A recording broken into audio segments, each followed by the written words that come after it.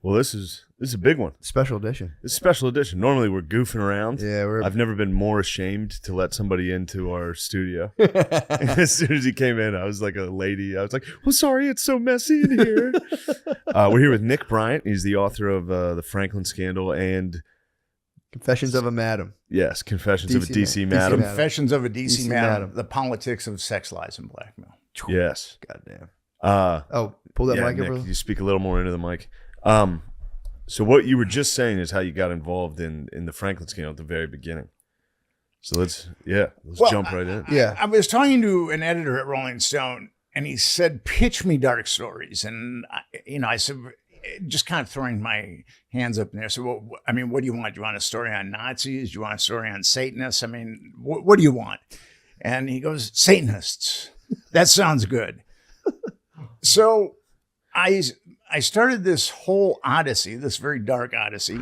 I was talking to Satanists, and they struck me as they didn't strike me as very ethical people. Yeah, actually quite unctuous, and I felt like I had to wash my hands, after I hung out with them. Yeah, but anyway, and then I was trolling the internet looking for subject matter. I mean, when you're going to write something, you try to get as much information as you can and then distill it. And then I came across a cult called the Finders that had been busted by the U.S. Customs for trafficking children. They had 6 kids in Tallahassee, Arizona, and some concerned citizens called Tallahassee Police Department, and the Tallahassee Police Department arrested the 2 Finders and put the 6 kids in protective custody. Yeah. And the 2 Finders were arraigned on multiple counts of child abuse, multiple counts, and they were held at $100,000 bond. I think it might have even been higher. And then 2 of the kids, according to the Tallahassee police report that I got, 2 of the kids had been sexually abused. And then the U.S. Customs got involved with it because there was child pornography. And they got a search warrant for the warehouse where the Finders lived, and they found child pornography. And the warehouse is in like D.C., right? Yes, in Washington, D.C. And they found all kinds of really unsavory things. And actually, the Finders had been connected to a murder, too. And all of a sudden, the CIA came in and quashed the entire case. And those 2 Finders were just let out of jail, and those kids were repatriated with the cult. And I thought to myself, I kind of thought I knew how the world worked. But after I read that document, it just blew my mind. I mean, what have I missed as far as my understanding of the world? How is this even possible that the CIA goes to bat for some very strange people that are treating children nefariously? I mean, how does that happen? So that started my odyssey. That was in 2002, and I've been on this odyssey for the last 20 years. Wow. Damn. So what did the editor say when you're like, I got something, when you came back with that? Rather than like run of the mill? He said, Nick, let's just try to stick with Satanism. What do you think when you how many Satanists have you talked to, and like what's their like life philosophy? Isn't it just pretty much like selfishness or like? Well, I mean, there's different types of Satanists. Because if that's the case, I might be a Satanist. I'm pretty selfish with my lifestyle. Dude. You're not talking enough. There's different types of Satanists, and they run the gamut. Some of them, it was very strange. Some of the Satanists that I talked to were really, really stupid, and some of them were really, really smart. Yeah. I didn't find any Satanists in between, but I was going to go to one of the black masses. It was a simple plan. I'm going to go to this black mass, and I'm going to write an article about it. And one of the high priest said I had to read this book written by one of the Satanists, the founder of that particular satanic sect. And I read the book, and I said, well, I read the book. And he said, well, you got to do this. And then I just, he was trying to lead me down this primrose path to to embracing Beelzebub, and Yeah. I realized that they were actually proselytizing to me, Yeah. and it wasn't really like a religion that I felt attracted to. Sure. Didn't you have So- to like eat like Yeah, wasn't the didn't you have part? to eat Yeah, like a cum he cookie? was trying to get you to eat like Yes, well, cum. that was one of the problems. Was your editor like, come on? Yeah. The host was the potentiated ministration and semen of the high priestess and then the priest. On what? What And was the like on? like a floury wafer. With the Satanists, everything is anti, like it's an anti-host, Sure. you know. Yeah. So, and it's an anti-black mass, whatever. But well, that was the deal. If I read the book, I wouldn't have to take the anti-host. Right. And Oh, so- really? That was so- like if you don't read the. Yeah, Oh, that makes well, sense. you read the book and you won't have to, but then I read the book I'd and I rather said, I just read the eat cum book. real And I said, quick. no, you still have to take the anti-host. So, Oh, what the fuck? so I'm really up to, I like people to live up to their word. That's important to me. And it Fucking was Satanists. it was kind of apparent to me that the people in the darker fraternity So, didn't share his truth the way that I did. but and you were at an ashram, right? When you were younger. I lived in an ashram when I was 19 years old. How'd an you ashram? fall into that? It's like it's not necessarily Hindu, but it's This like was a Hindu. This was Okay. a Swami. He was Okay. he was from India. He was Swami. He was a genuine Indian guru. The Raiders. When when I was in my teens, I was really searching, Mhm. and I tried all kinds of spiritual paths. And then I ended up living on this ashram with a genuine Indian guru. He was a Swami, which means he was celibate. And so I got there, and I was thirsty for knowledge. And then I was talking to the Swami one day, and I could have swore I smelled cigarettes on his breath. And I went to one of the people on the ashram, who I would later call the pod people. I said, I could have sworn I smelled cigarettes on Swami's breath. And he goes, yeah, well, see, the deal with that is he has to have one vice that keeps him tethered to this plane of reality so he can teach us. And now, needless to say, that didn't make a lot of sense to me. And then I found out that he was having sex with all these girls on the ashram. And then I found out he was embezzling money from his more awesome. affluent initiates. And I was thinking to myself, that guy must be really spiritually developed. if he's got to do all that just to stay on this plane of reality. I think that's why I that's a sold weed lot for of so long. Yeah. That was a bit of a Swami. No. Yeah, I always find that intriguing when people end up on because they seem like a cool place to live. It's just a place you would go rather than like a Christian youth thing. It would just be like I'm people fairly who certain could- every single one of those is that. what do you think? I don't know if I've heard of one story You're about a besmirching all the I masters. I've never heard of one guru that wasn't definitely banging a bunch of the people. Yes, that's what I concluded. Because I looked into a lot of different gurus after that, and they all have lower chakra problems. Really? Every guru has lower chakra. They're old, ugly Indian men, and then they And they're come trying to here, get Bob's and Vagine, and they found the best way to get That's Bob's. true. and then they come here, and they have all these beautiful young American women who are spiritually starved, throwing themselves at Yeah. these, and then it's too much temptation. Yeah, how could for they? them. How could they resist? Yeah, it's like I Their found a lower book. chakra. I found a book in or like a used bookstore one time. They write really good books though. Like I read this was by a priest, and it was like one of the best little books on spirituality I ever read. And I'm like, I got to Google this guy, pedophile. I was like, motherfucker. Damn it. Yeah. Well, bust that's it. I read it, Rama's books, and I Mm-hmm. was really fascinated by them. And so, that's why I ended up at that ashram. So, what do you want to get into first here? Because I read the beginning of the I read about half of the Franklin scandal. And like I said, I was falling asleep. I listen to audiobooks at night. So I was listening to the Franklin scandal at night, and it was fucking me up. Like every night I was like, Jesus Christ. And then I would start, I never went to sleep. I would just start Googling things like the Finders. Immediately I started Googling that. And then I started going into like Pizzagate because it was in DC and they were attracting this. Like, and then I was like, is Pizzagate real? Like, it just every time I started reading, is Pizzagate real? I have no idea on that All one. right. I'm agnostic Is that towards good? with my philosophic training. I studied philosophy in college. I try to approach everything agnostically. I really try not to make judgments on something, even though it may seem like a tautological truth.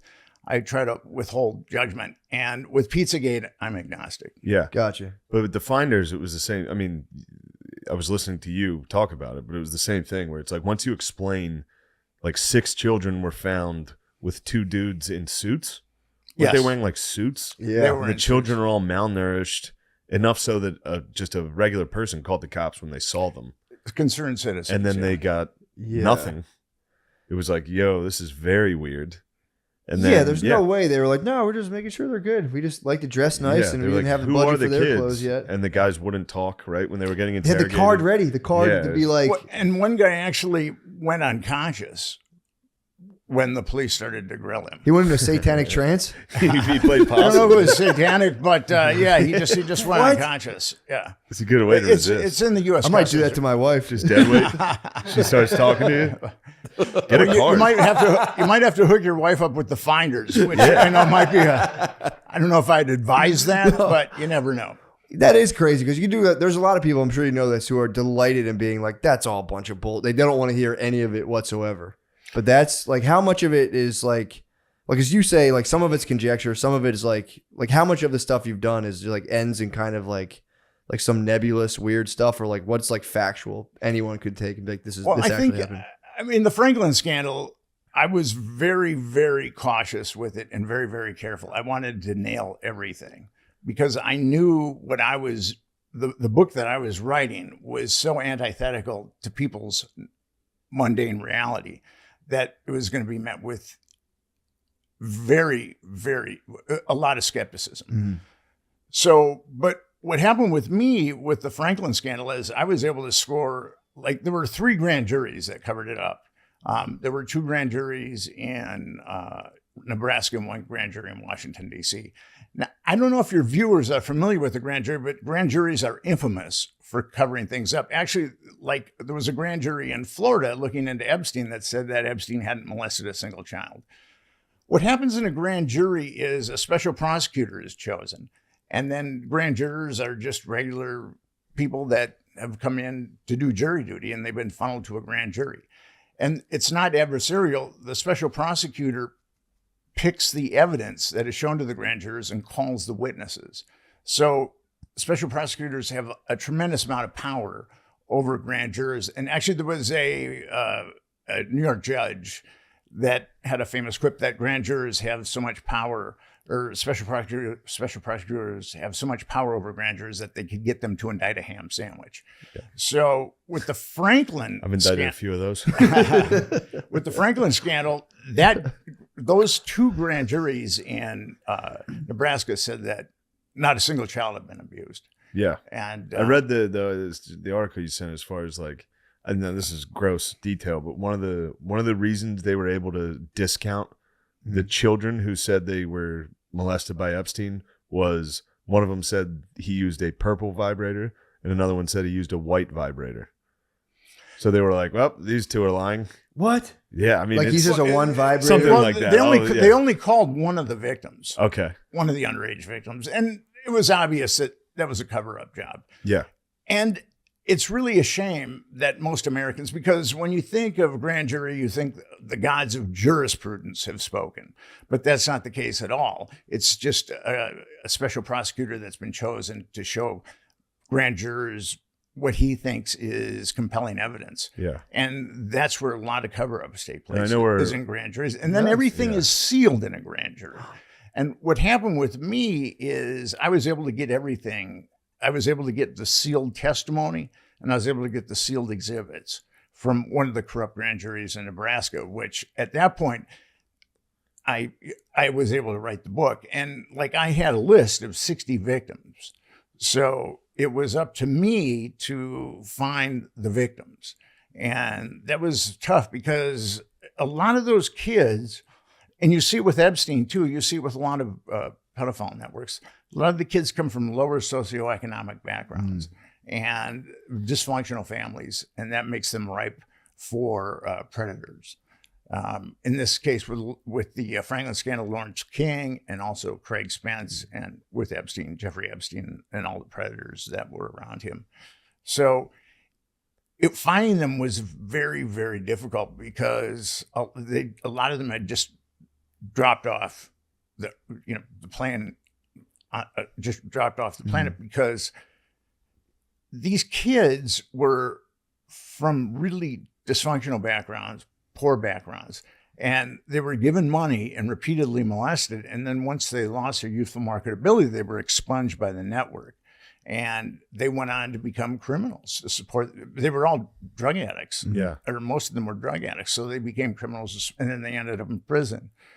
So it was very difficult to find a lot. A lot of them never really used their social security numbers. So, and I found them in projects. I found one in a homeless shelter. I found one in a prison. I mean, they were difficult to find. Messed up. Yeah. What are they? How like? Are they like excited to talk to you, or are they just kind of like, who are you, or like, how did you get to like have them actually talk to you about this stuff? Well, you've got to be patient and you've got to be compassionate. I mean, I was very compassionate to all the victims that I met because of what they've been through. And it's a matter of trust. I mean, you've got to build up trust with them. Sometimes the trust comes immediately, and sometimes it takes a while to build up the trust. But once you build trust with them, they will, tell you about the worst horrors of their life. So let's get what happened with the Franklin scandal. So with the Franklin scandal, it was a large interstate pedophile network that was that flew kids from coast to coast, but a lot of and I also got flight receipts, like 200 flight receipts. A lot of the planes that they rented or chartered went to Washington, D.C. And in Washington, D.C., there was a lobbyist power broker named Craig Spence. And he was a CIA asset, and his house was wired for audiovisual blackmail. I get into his reality pretty heavily in Confessions of a DC Madam, and I also get into it in the Franklin scandal, but a little more in Confessions of a DC Madam. Well, so Gardini, does his mic have to move up a little bit towards him? Tiny bit. Just you can slide this thing down. Let me see. The Wild Wild West. Right. So these pedophile parties would happen at Craig Spence's mansion in the Kalorama section of Washington, D.C., and it would be like pretty much a straight political party initially. There would be Washington, D.C. literati and glitterati and power brokers and politicians. Clarence Thomas. They would attend these parties, but then like maybe at 10 o'clock or something, someone would fire up a joint or something sexually inappropriate would happen. And these people have been plied with alcohol. So if someone wanted to stick around for the after party, then they would be compromised. So you see like the level of grease a person could handle. Like Yes. the girls would come out, They would get me. bust out a line. Yeah. I'd be hammered doing. Yeah, they'd get me. They'd Get me. You don't want to say that. I'm truthful. I only deal in truth. So They would get me, dude. So didn't it go all the way back to like to the start of the Franklin scandal stuff? It went back to Vietnam, supposedly. Well, Or that was like the King origin? and the two primary pimps, Lawrence King and Craig Spence. King during Vietnam, King was in Thailand with a security clearance, a top security clearance, and Craig Spence was in Vietnam as a reporter for ABC. So they were both in Thailand at the same time. I'm surmising that, and this is just my surmise, I'm surmising that both of them were molesting kids in Southeast Asia. And then ultimately the dark corner of intelligence that does this type of stuff got a hold of them and said, you can either do time or you can work for us. Yeah. Because when both came back to the United States of America, I mean, they were both from working class families, and all of a sudden their careers just went exponentially high. So I'm thinking that was probably the deal that they made while they were in Southeast Asia. Yeah. Gotcha. And it's the Franklin scandal because Larry King was in. Lawrence was E. King Omaha. Owned he was the general manager of the Franklin Credit Union. Yeah. And it was like his personal ATM. When it's kind of interesting, the feds, you're supposed to be audited every year if you run a credit union, but he hadn't been audited in 4 years. So shortly after George Herbert Walker Bush won the presidency, the Franklin Credit Union was raided by IRS and FBI, and there was $40 million missing. But basically, that credit union was a cash machine for Lawrence King, but it was also a front for this interstate pedophile network that they ran together. And he was definitely pimping. Absolutely, both he and Craig Spence were pimping. And ABC reporter? Yes, Craig Spence was the guy who ended up in Washington D.C. Oh shit! So he was the one who was having the parties. Oh, so that was the guy who was hosting the functions. I mean the parties were all over, but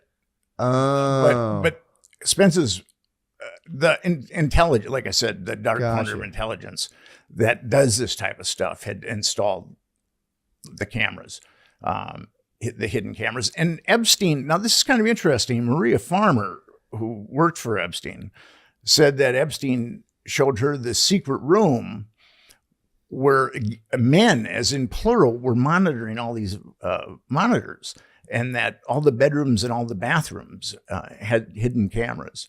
So that setup was very much like the setup in Craig Spence's house, where both places were wired for audiovisual blackmail. Yeah, so Craig Spence was the Epstein of this particular story. Yes. Yeah. Oh, I got you. He was the party boy. He was the party boy. Cool guy. He was a cool guy. He was a cool guy, dude. He was a cool guy at the operation. He was. Craig Spence was the Prince of Darkness. Yeah. Was he into Satanism too? I do not know. Well, I mean, I guess kind of. Yeah. I do not know, but nothing He's a good about Christian.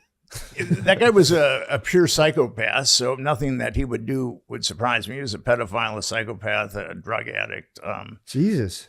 And he was, I mean, the cream of the crop in Washington, D.C. politics would go to his parties. And isn't that strange? Yeah, isn't that kind of weird?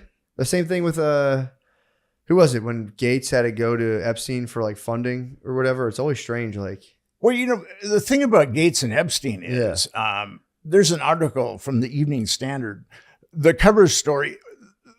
There's so many problems with the Epstein cover story, but there's an article from the Evening Standard from the UK that says that Spence or Epstein and Gates were doing business in the 90s, that their relationship went back to the 90s. Really? So if that's true, everything that we've been sold about Gates and Epstein is all bullshit, which wouldn't surprise me at all. Makes sense. Because with Epstein, the media has just been into digging up salacious dirt. They haven't been screaming. The Epstein article that I wrote, which no major magazine would touch, called for justice. All these kids were molested. We need justice. And but that doesn't seem to be a priority. And the Franklin Network was much bigger than Spence's network. The Franklin Network, I think, was around for about 12 years, and Epstein's network was around for about 25 years. But the Franklin Network was bigger, and I thought it was a kinder, gentler pedophile network initially, but then I've come to believe that because the Franklin Network, a lot of those kids were pandered to sadistic pedophiles, and there was a lot of pornography made. Child pornography. And I think the same thing was happening with Epstein. Oh, you're saying that you thought the Epstein one was quote unquote gentler? Yes. Oh, okay. But now that I've gotten to know the Epstein network pretty well, Epstein was pandering girls under the age of 10 to 8-year-olds that I'm aware of. But I'm sure that there were more. And he was also pandering these girls to really sadistic pedophiles. Or some of the clients were very sadistic pedophiles. Yeah, because didn't his first case get sealed in the same? Was that sealed in a grand jury as well? Yeah, that was the one in Florida. Yeah, that was one. Epstein was like, he got in trouble. I could be wrong here, but it was like it was going to be tried like a regular trial, and then Rick, what's the guy's name? He came in and said, "No, let's make it a grand jury," so it was sealed. Well, that was Barry Kirshner, the state attorney. What happened there was a 14-year-old girl went to the Palm Beach Police Department with her parents, and she said that she'd been molested by Jeffrey Epstein.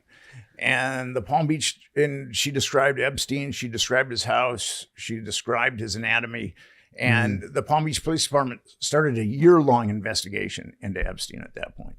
And what happened after that year investigation is that they felt like they had statements from 5 victims, and then they had 12 corroborating statements. Yeah. So they were immediately going to arraign him on 5 counts of child abuse. But then that case got taken away by Barry Kushner in the state of Florida. And then there was a grand jury, which is very strange because usually grand juries in Florida are reserved for capital cases. Mm-hmm. So, and then that grand jury found that Jeffrey Epstein hadn't molested a single child. And only one of, and here's the thing with that. The Palm Beach Police Department had the statements of 5 underage victims, but they were aware of 17 more. So there were the Palm Beach Police Department was aware of 23 underage victims. And that prosecutor only called 1. So it's very obvious to me that that was a cover up. Jeez. And then the matter was sealed. But didn't he have a sex offense under his belt after that or something? Well, here's what happened. So when that grand jury came back and said that Jeffrey Epstein hadn't molested a single child, Michael Ryder, who was one of the heroes in this story, he was the chief of the Palm Beach Police Department. He got very vociferous. He raised Cain. He said, and he went to the feds and they said, this is obvious malfeasance by this grand jury and you've got to do something about it.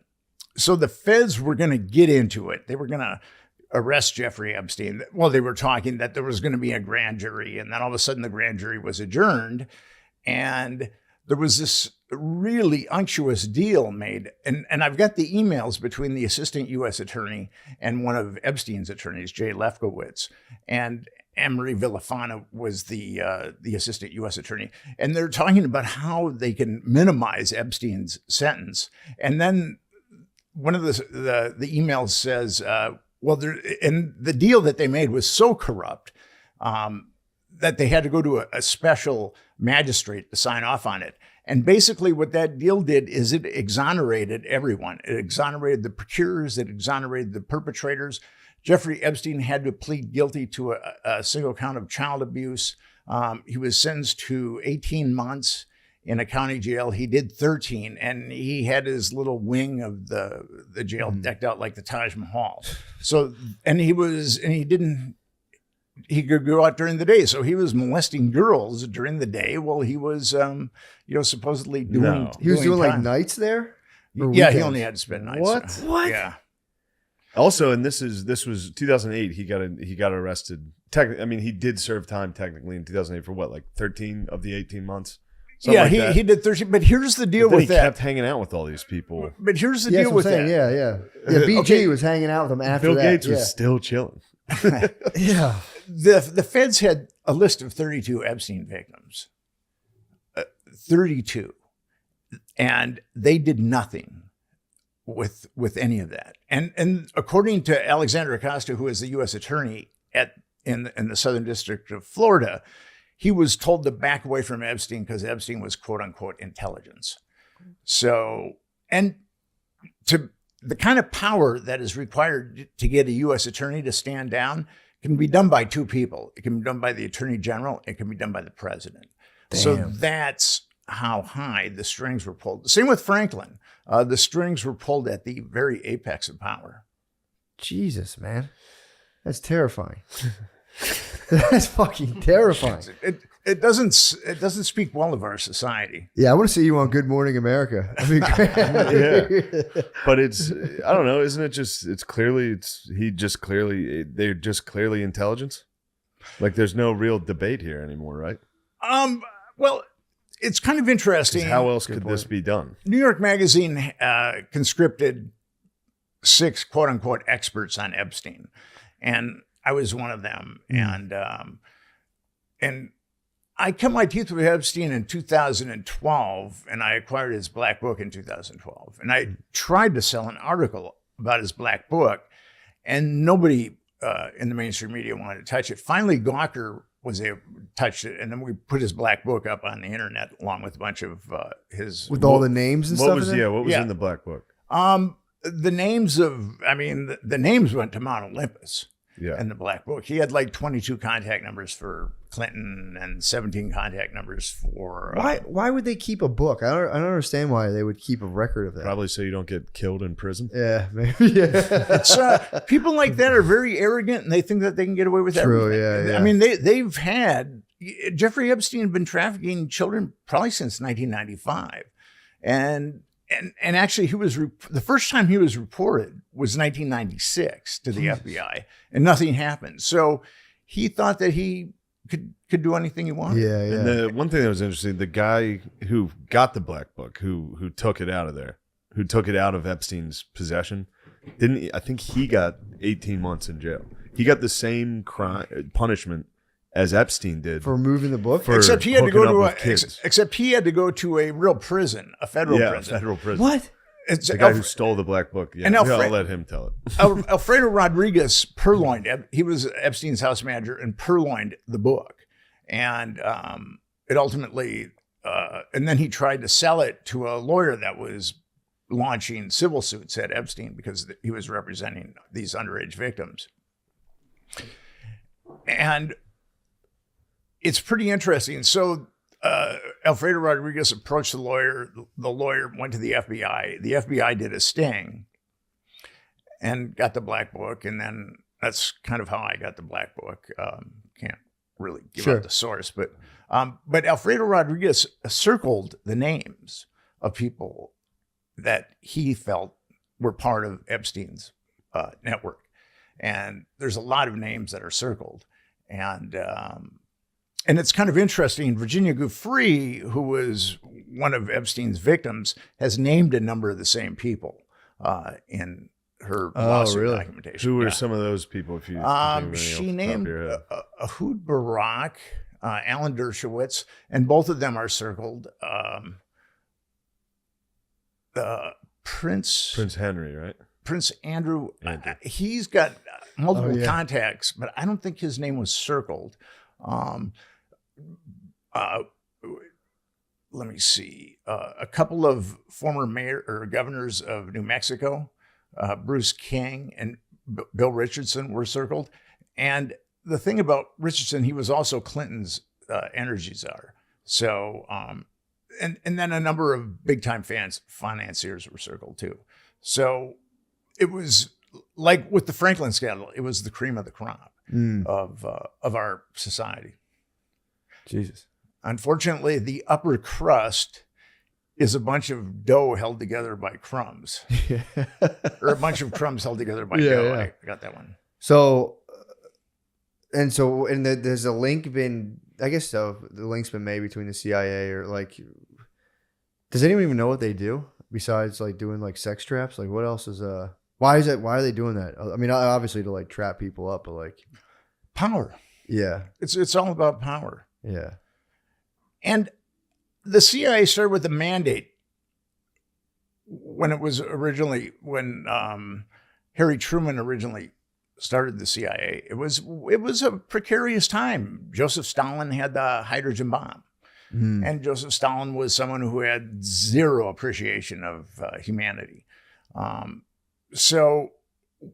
what happened there was the CIA started its own funding mechanisms, and then also the honey traps, because they felt it was too important, that fighting communism was too important to be left to politicians. So that's where this really dark part of the CIA comes in. Yeah. Is the various types of schemes to make money, and then also the honey traps. Yeah. Did you talk about William Colby at all? In the Franklin scandal, I do talk about William Colby. Who's William Colby? He was director, I think. He was the former director of the CIA, and actually there was in the Church hearing there was a senator named Frank Church in 1977 who wanted to blow the lid open on a lot of the CIA's nefarious activities, and he did a lot. And there were two. William Colby was called, and Dick Helms was called. Richard Helms. Richard Helms was the then director of the CIA, and Colby had been the former director of the CIA. And Colby really showed people how nefarious the CIA was some of the stuff that it was doing. But Helms kept his mouth shut. And what's interesting with Colby is he was actually conscripted. The Franklin Committee, what happened when Lawrence King was busted embezzling $40 million and wasn't charged with a single count of child abuse, there was a Franklin Committee that formed that was part of, it was the Nebraska Senate. It was a subcommittee of the Nebraska Senate. And they had a very good investigator. His name was Gary Caradori.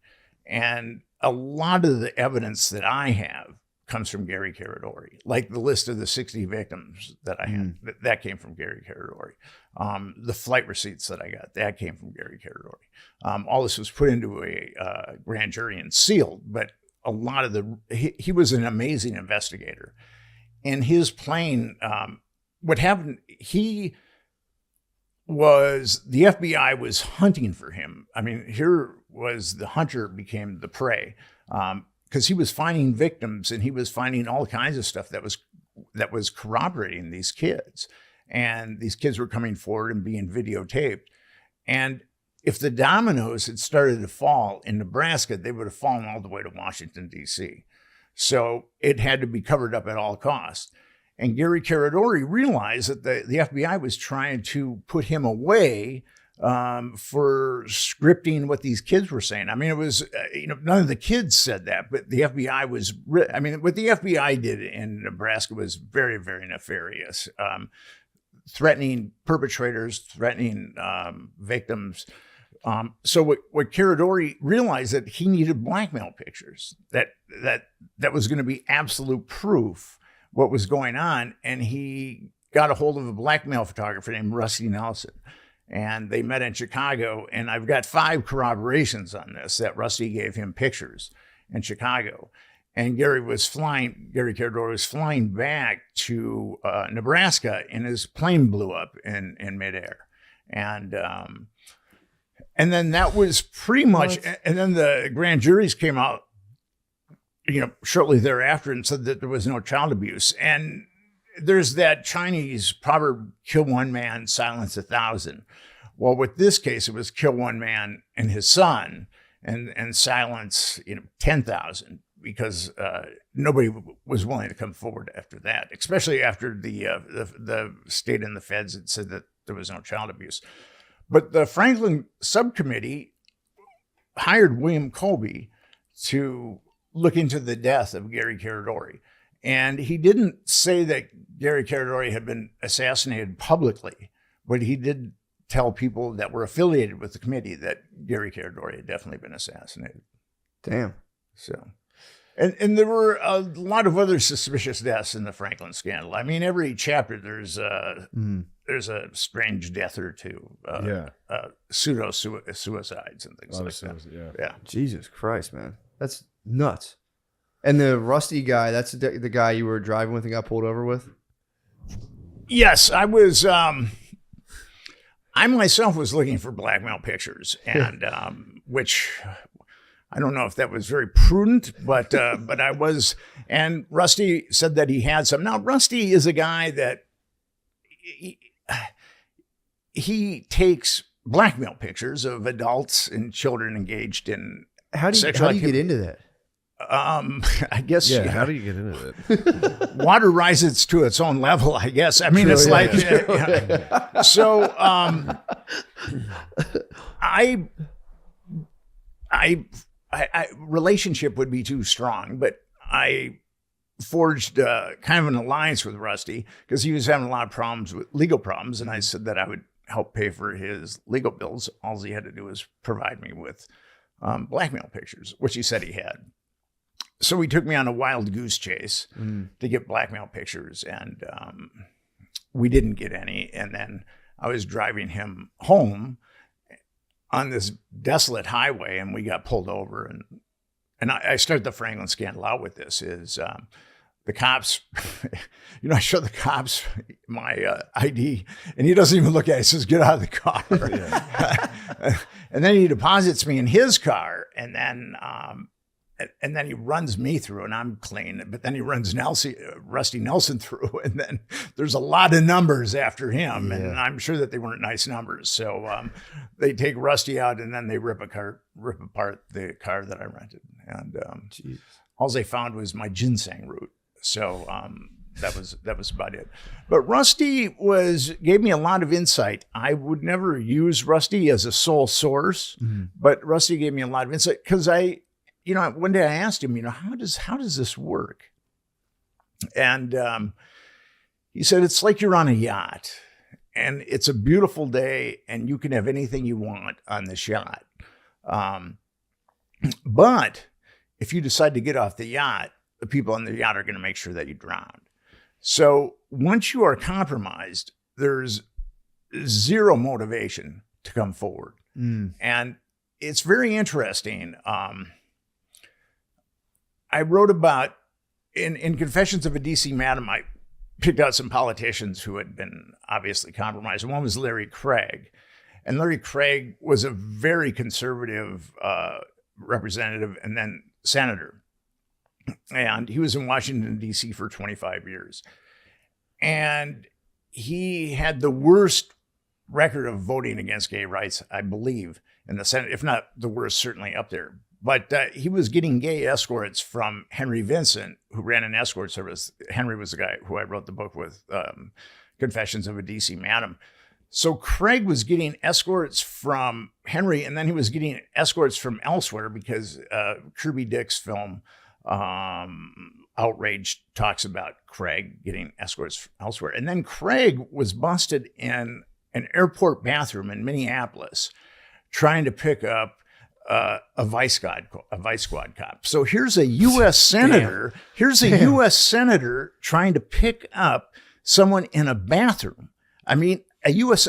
So how hard would it be to compromise that guy? Yeah, true. I mean, a kid doing an after-school, project with a smartphone could compromise Larry Craig. So wait, he was in an airport? Easily. He was in an airport. His flight get delayed. He was like, you know what? It's kind of interesting.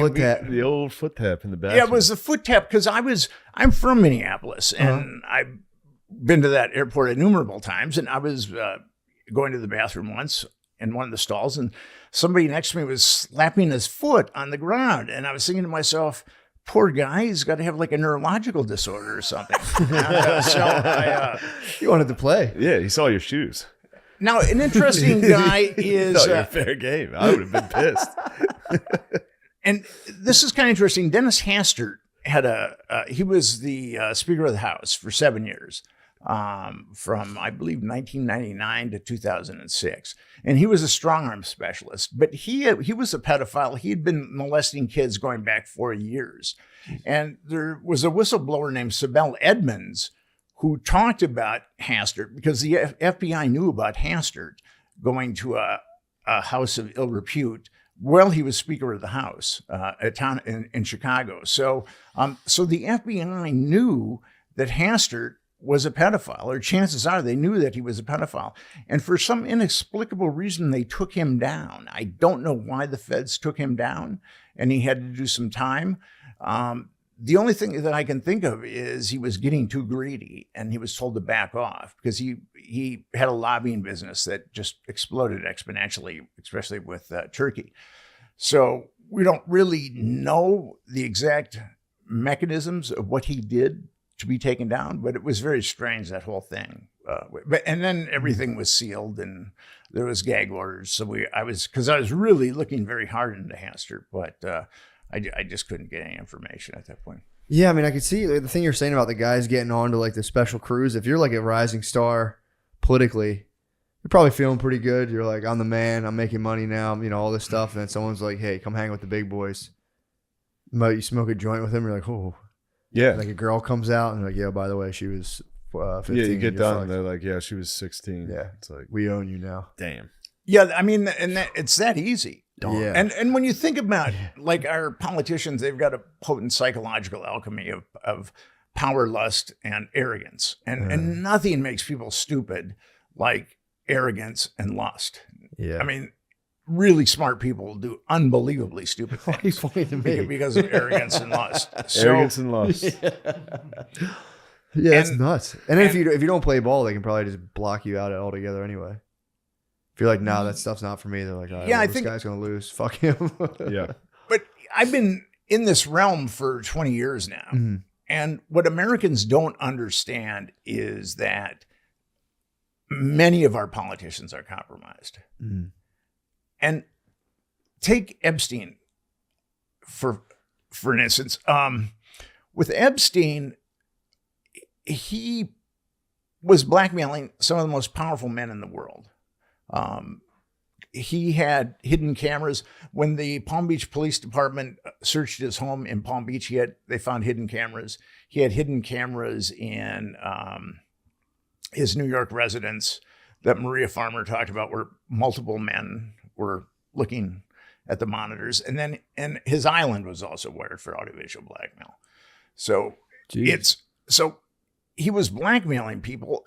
And what people don't understand is a guy like Jeffrey Epstein, a guy who he's from a blue collar family in Coney Island. He's a college dropout.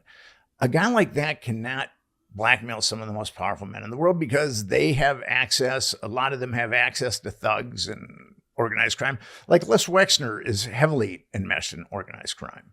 Who's And that? He was the billionaire.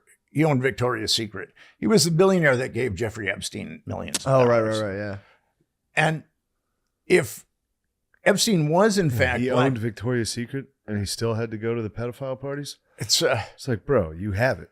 I mean, your Well, store, just the mannequins I would just alone, that's whack enough off for in me. the mall. Yeah, I'd be like, let me just in the the mall store. at night. Yeah, just the mannequins alone. I mean, he's a old, frightening, scary looking dude. What? I mean, if I was a young woman and he showed up, I mean, I'd split. But anyway, Yeah. so there's no way that Epstein could have been blackmailing these people by himself. Right. There was obviously a large organization behind him that said to these people that were blackmailed, and Spence said the same thing with the Franklin scandal. If you come after this guy, there's going to be huge retribution, and that's what kept, I believe, Jeffrey Epstein alive. How makes sense. many types of those organizations do you think are running? Because I mean, they caught Epstein, Yeah. but how many of those do you think? Like, I mean, that has to be a pretty consistent. Yes, I think that networks like that are ubiquitous in the United States of America. Because of the writing that I've done the last 20 years, a lot of people have talked to me about these networks, and they want me to investigate them. And I'm only one guy, Yeah. so I tell them, I don't know if I can really help, because you can tell when you see major judicial malfeasance. That can be an indication that there's a network there. Oh, yeah. It was so yeah, what I was talking earlier, like in central Pennsylvania, there was the Penn State, the Yes, Jerry Sandusky right. thing. There was I think a district attorney that was looking into the case years before, and he vanished. Yes, I mean, he there's was. yeah. He was found. He vanished. His car was found by, I think, a lake, The river. I think the Susquehanna River. And I did talk to a prosecutor under him, and she believed that Jerry Sandusky was part of a pedophile network. She really believed that, and she believed that prosecutor had also been murdered too. It sounded like Jesus. Yeah, I mean, it sounded like it because it was from the Second Mile Foundation, which was a lot like Boys Town. Yes, It was for troubled kids. Yeah. Jerry Sandusky was doing this, but then this is a weird story. I was at the first game Joe Paterno didn't coach. Mhm. So it was the week after that story broke. You went to that game? I went to that game. I was pretty excited about it, but we were supposed to go. I went to a Second Mile dinner. What? A dude that was high up at Merrill Lynch, I think, Uh-huh. or one of those, Goldman Sachs. Yeah. We went to his house. He was a Penn State alumni. I don't want to besmirch him because he might not have been a pedophile. Oh, yeah. But it was supposed to be a Second Mile dinner with like Joe Paterno, Sandusky, like all these guys. What? And then I was walking around his giant mansion. It's just a picture of him with every single president, all these things. Really? I don't know. It's just like you can see the political power these dudes have. Yeah. They have that power. And then the one guy who's friends with all them is doing exactly what they were doing in the Franklin scandal, which is getting kids out of a orphanage type situation and banging them. He was a lower socioeconomic. Lower socioeconomic. He was really giving them the work. Yeah. Predators know how to prey. I mean, a district attorney just vanished. Was it a district attorney who Yeah, vanished? I can't think of his name, but yes. They found his laptop and the hard drive was taken out of it. I mean, dude. Like, it was like, yeah. That was, there's indications that was a network. But I pursued that for quite some time, I got pretty close to somebody who could help corroborate it, but I couldn't nail it. So, and that's the thing, investigations like this, like the Franklin scandal, it took 7 years to investigate that. And I've been investigating Epstein since 2012. I'm ready to write a really good book on Epstein. I'm finishing up one book, and I'd like to write, because so many of keep that quiet until it's out. So many of the books on Epstein have been Epstein light, like Filthy Rich on Netflix. Yeah, that Netflix show was like terrible. I turned it off. Was it really? I didn't even watch it. Dude, they don't even come close. Really? They do the same thing with Sandusky, where they're like, yeah, it was just one guy. We got him. It's like, no. Yeah. What are you talking about? Yeah, I never thought about the grand jury thing before. That is kind of an indicator. Be like, well, let's do like a special trial for this guy. It's like, I didn't even know what those things were, to be honest. I thought that was like, ooh, you're in trouble. Yeah. Americans have no idea about grand juries and how easy they are to corrupt. So it's unfortunate that so many Americans are unaware of so many things about their judiciary. It's also, it's like the same reason people weren't taking your articles. It's like, people don't want to, like, they don't want to know. Yeah. Like, if I told this to my dad, he'd be like, what? Yeah. Shut up. Like, he'd be like, I don't want to even think about this. Yeah, or like there's creeps out there. Yeah. But there's only one member of my family that reads anything I write. So people don't want to. I mean, but if you want to be an ostrich and stick your head in the sand, I mean, the evil is only going to get larger and larger and larger. I mean, and that's the problem. As I said earlier, a huge problem has been the media. The media was into digging up salacious dirt, and that was it. No one called for any kind of justice. The New York Times did an article that named 6 procurers, aka pimps, and the only one that's been indicted is Maxwell. Yeah. So if Epstein was an actual trial, if there was jurisprudence that wasn't corrupted, those procurers, and we know more than 6, but you could start with those 6 procurers would be indicted on multiple counts of child trafficking. A count of child trafficking is anywhere from 15 years to life. Mm-hmm. So you could rack up, they could all be looking at 1,000 years or whatever, and then you'd get them to flip on the perps. I mean, that's how the mafia was taken down. Yeah. You'd get the lower people on the lower echelon to flip on the higher echelon and reduce their sentences. But there's been none of that. Ghislaine Maxwell is, and the Ghislaine Maxwell trial was such a travesty of justice. The girls or women now who really knew a lot about the network and who were molested by some very powerful people, none of them were called. It was just the only victims that were called, and I think it was only 4, were molested by just Epstein and Maxwell. Has Maxwell been sentenced to anything yet? No, she has not been sentenced, and there's that judicial problem of one of the jurors saying that he'd been molested, and Maxwell, I don't know how that's winding right now, but the whole thing, everything about Epstein, there's nothing rational about it. Nothing makes sense. Laws of the land have just been thrown in the toilet and flushed. How did you feel when he committed suicide allegedly? Did you know that was coming, or because it seemed like everyone was like they're gonna kill him, and then one day the cameras didn't work and the guards took a break. Well, the guards took a break. The cameras didn't work. I mean, it's probably when you fix the cameras. True. Like, damn, the camera's broke. Oh, damn it. It's certainly very suspicious. Yeah. I don't think there's ever been more of a clear somebody killed him case. Yeah. I mean, there was a guy in prison that the whole world was saying they're going to kill him. Oh, and then one day, I mean, they knew, the guards knew this guy's a risk. And then one day, again, the cameras didn't work and the guards were taking a walk. Yeah. I mean, there's a lot of anomalies. His cellmate was taken out of the cell. I didn't even know he had a cellmate. Yeah, he had a cellmate. What? And The guy got taken out of the cell and then he. Yeah. This So, is crazy. That must have been crazy. Like, what are you in here for? Like, Yeah. well, if you watch And it. actually, I tricked his Bill Clinton cellmate into had fucking been a a- 14-year-old. His cellmate had been a multiple murderer at one point. What? A former police officer, and Whoa. they took him out. And what's kind of interesting, William Barr, our illustrious Attorney General, who helped. Now, this is kind of interesting. This is where Franklin and Epstein connect. William Barr was Bush I's Attorney General after Richard Thornburg ran for the Senate. And Barr helped cover up the Franklin scandal. And then Barr played an integral role in covering up the Epstein scandal. Damn. And Barr said when Epstein killed himself, heads are going to roll, and no heads rolled. And actually, the warden of that particular Metropolitan Correctional Facility in New York, she was given a cushy job in New Jersey that she was. What? Yeah, I mean, so Thornburg, by the way, wasn't he Harrisburg's governor?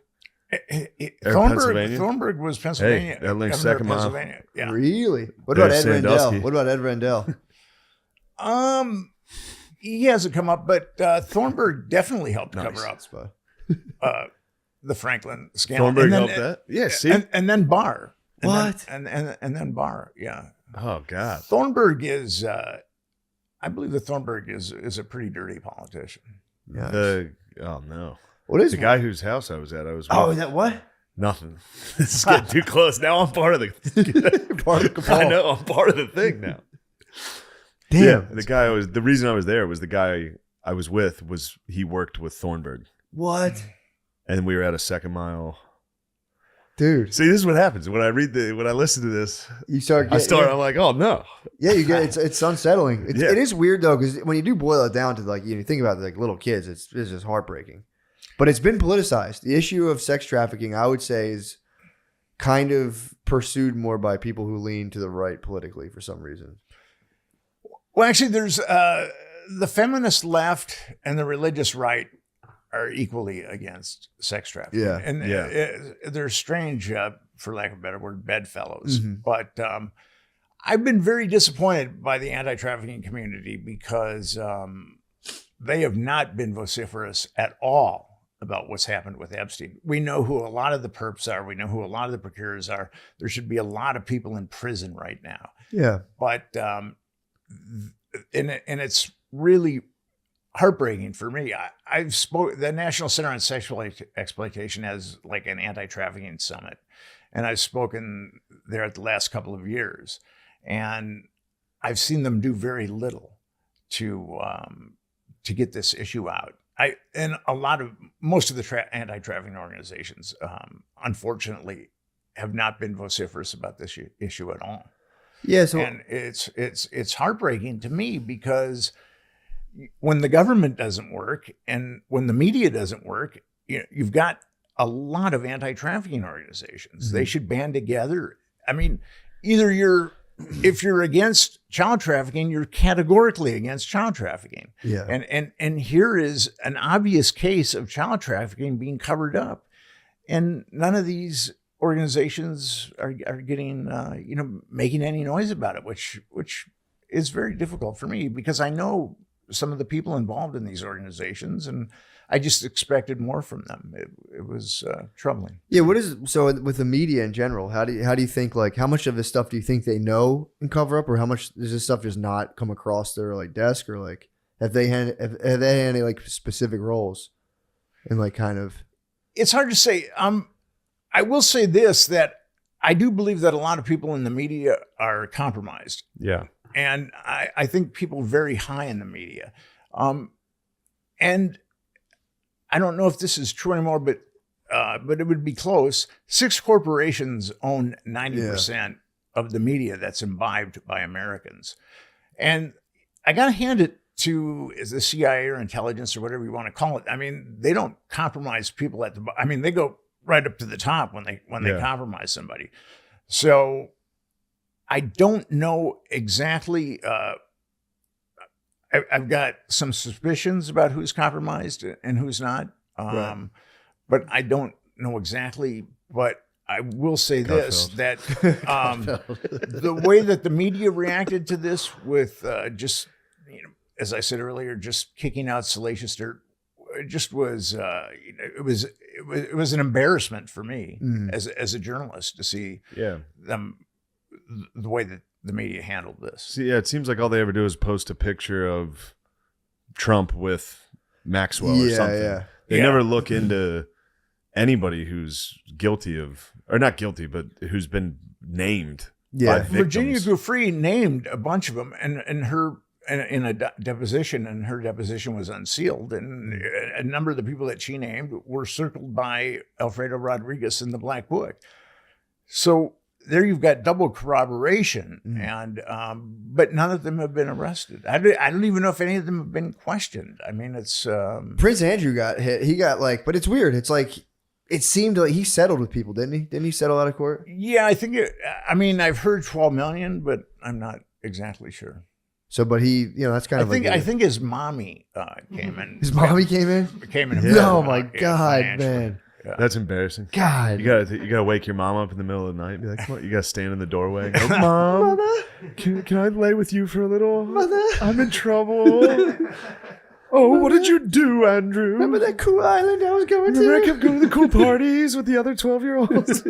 Yeah, so he got, his apology, that one interview, he came on and was just like, I'll admit I let my flap down. That was his whole thing. yeah. Well, he also my said he flap down. didn't sweat too. Yeah, he Yeah, did not yeah. sweat. That interview too. I mean, it really. That's not it true. really I don't showed sweat. how stupid he is. Yeah. I mean, and I don't know. I think it might be too much royal inbreeding amongst Yeah. Europeans, but at that BBC interview, he really showed. I mean, it's also, he's probably just so out of touch with talking Oh, to yeah. any normal people. For sure. Normally, I'm sure he spent his whole life saying, I don't sweat. And then everyone in the room went, oh, wow, that's really interesting. Not one person ever was like, what? Well, the messaging's weird because they're like, I absolutely did not do that. I just apologized and let my side down. Also, here's $12 million. It's like, so wait, Yeah, what which did one you is do, it? dude? If someone's like, you molested kids, I'm like, no, I fucking didn't. Like, give us $12 million. I'm like, no, Yeah. I didn't molest any I fucking don't kids. have it. Yeah, I'm not fucking, that's just the weirdest part to me when it's like, well, I absolutely did not, but I would apologize. It was a Have missight. anybody else, Prince Andrew, but have any of these other people that have been named come out and talked about it, or been? Because anytime I see Bill Gates, although Bill Gates was never really Bill, named in those books, was he? dude, he hung out with I know him he for was. the weekend. No, I know Oh, he was Black- on like the No, flight Bill logs. Gates wasn't. But I Yeah, think that according, as I said earlier, that Evening Standard article said that Gates and Epstein go back to the 1990s. Yeesh. That's so not great. If that's true, I mean, I don't see how Bill Gates could not be compromised. And Bill Gates has shown libidinous behavior amongst his employees. So Yeah. Really? yeah, and It's a good way to put it, too. Libidinous behaviors. so Nerd libidinous, rage. predatory. Yeah, it's nerd rage. So it's difficult to know. I mean, if Epstein and Gates go back that far, I do not see how Bill Gates could not be compromised. Yeah. I Well, just don't he see- hung out with him. He spent a weekend at his place post Yes. indictment. After The first the- indictment. yeah. He was like, yeah, my bad. That was an oversight on my half. I needed money from him. Yeah, he's like, well, he's dead now.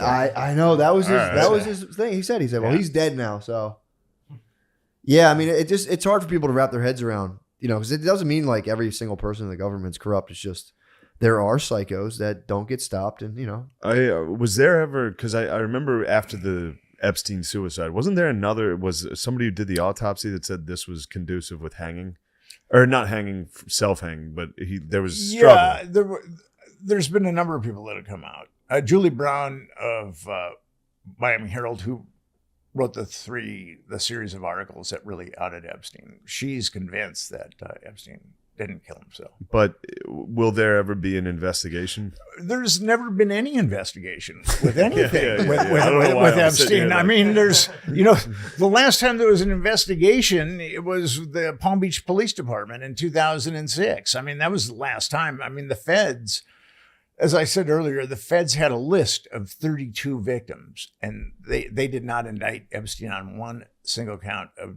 child abuse.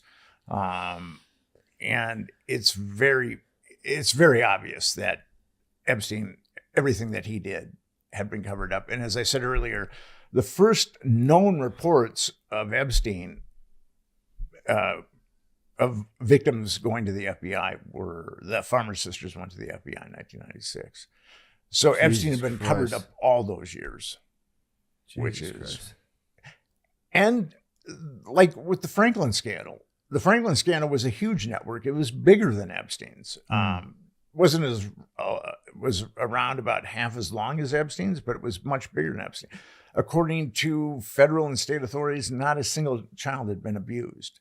That there wasn't a network. I mean, it's, and that shows you. And then with the Epstein stuff, that, you know, all the stuff that went on, like the cover up in 1996, and then the feds covering it up with the 32 victims, it shows how much power had to be deployed to cover that up. And as I said earlier, the only two people that can tell a U.S. attorney to stand down are the attorney general and the president. So someone is, as I said earlier, someone is pulling strings at the apex of power to cover that type of. So when the, whatchamacallit, when Lawrence King got busted, who was president then? That was George Herbert Walker that was Bush. And he said he was friends with Bush, right? Yeah, he was friends with everybody. Did he have, was there things about like the White House tours and like Bush having kids in his house or in the White House? Well, Craig Spence, who we talked about earlier, the sociopath that lived in Washington, D.C., he took kids and male prostitutes on midnight tours of the White House. What? Yes. Just. And he's getting hot dogs and pizzas to the White House. That's from Chicago. And that has been corroborated. Really? Yes. Yeah. Male prostitutes going to the White House. Yeah. That's nice. This is all bad. And at least one underage what the fuck? victim. One? At least one. Yeah. So just hanging there, or like, did they say like what? Like they were just like night out, like you check this out, or do they imply? I think Spence just wanted to show some people how much power he had. Jesus, and, man! After a night of partying or whatever they did, he said, "Well, I'm going to take you guys on a tour of the White House." And that's pretty awesome. No, like wouldn't there be like the? I guess there was no real ramifications sometimes. And George H.W. was just in there just he has nightcap sawing logs. Yeah. Little did he know. You know, there's a little parade. That's a fucked up That's parade. so fucking crazy.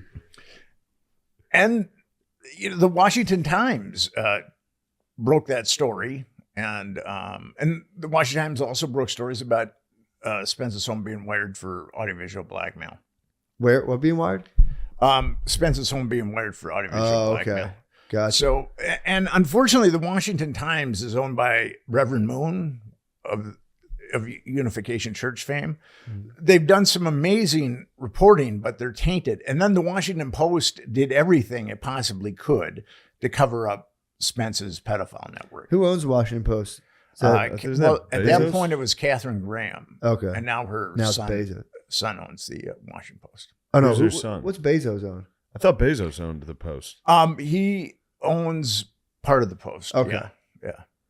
And then before that, Warren Buffett had owned part of it. Did you watch the show Succession? I did. What did you think about that in terms of like, because that's pretty much what most of the show's about, how people can just completely spin the media narrative and kind of just move politicians to their pleasure. I didn't think I was going to like it, but I kind of got into it. Yeah, it was a good show. Yeah. It just shows. And that's in a very fictitious sense. Sure. But I think it. All art reflects reality, and I think that show really shows that the reality of how easy it is to cover things up and to get away with unbelievable malfeasance. Yeah. And how many death threats have you received? Yeah. Because midway through this podcast, I was like, oh, well, we're going to get killed. We're definitely going to get killed. I've only had one. And now I've had some very strange stuff happen to me. But especially with my phones. Really? But I've only had one death threat. Yeah. What was the threat? Like knock it off or like? There was, so it's kind of interesting. Stop being a party pooper. We're having fun. Okay. So earlier I talked about living on an Indian guru's ashram, and someone who lived there, we maintained a friendship over the years. and he lived in Omaha. And my first trip to Omaha, I knew that something had gone down in Omaha, but I didn't think it was, big and malignant like it was. I didn't think that it was an interstate pedophile network. I didn't think that Boys Town was involved because Lawrence King was plundering Boys Town for underage victims. Jesus. I knew something had gone down. So I originally went to Omaha very skeptical. And I told my buddy, Dirk, I said, I hadn't seen him for, I hadn't seen him for, I don't know, 4 or 5 years. And I said, yeah, I want to go to Omaha. And he goes, well, why do you want to come to Omaha? And I said, well, I'm looking into this story. And, he was a little concerned about my mental health at that point. Sure, yeah. But so I stayed at his apartment, and then the Nebraska State Patrol started calling his apartment. This is 2002. I didn't even have a cell phone, and Nebraska State Patrol started calling his. Leaving messages on his answering machine. Was this after you got pulled over with the Rusty guy or before? This is long before. Whoa. This is 2 or 3 years before. So so there was a woman. I was sitting. Dirk was coming back from his work, and I was sitting watching the History Channel or something like that. And then I hear a knock on the door, and I go look through the hole, and it's this really freaky looking woman. Ugh. And she says, I've got a book for you.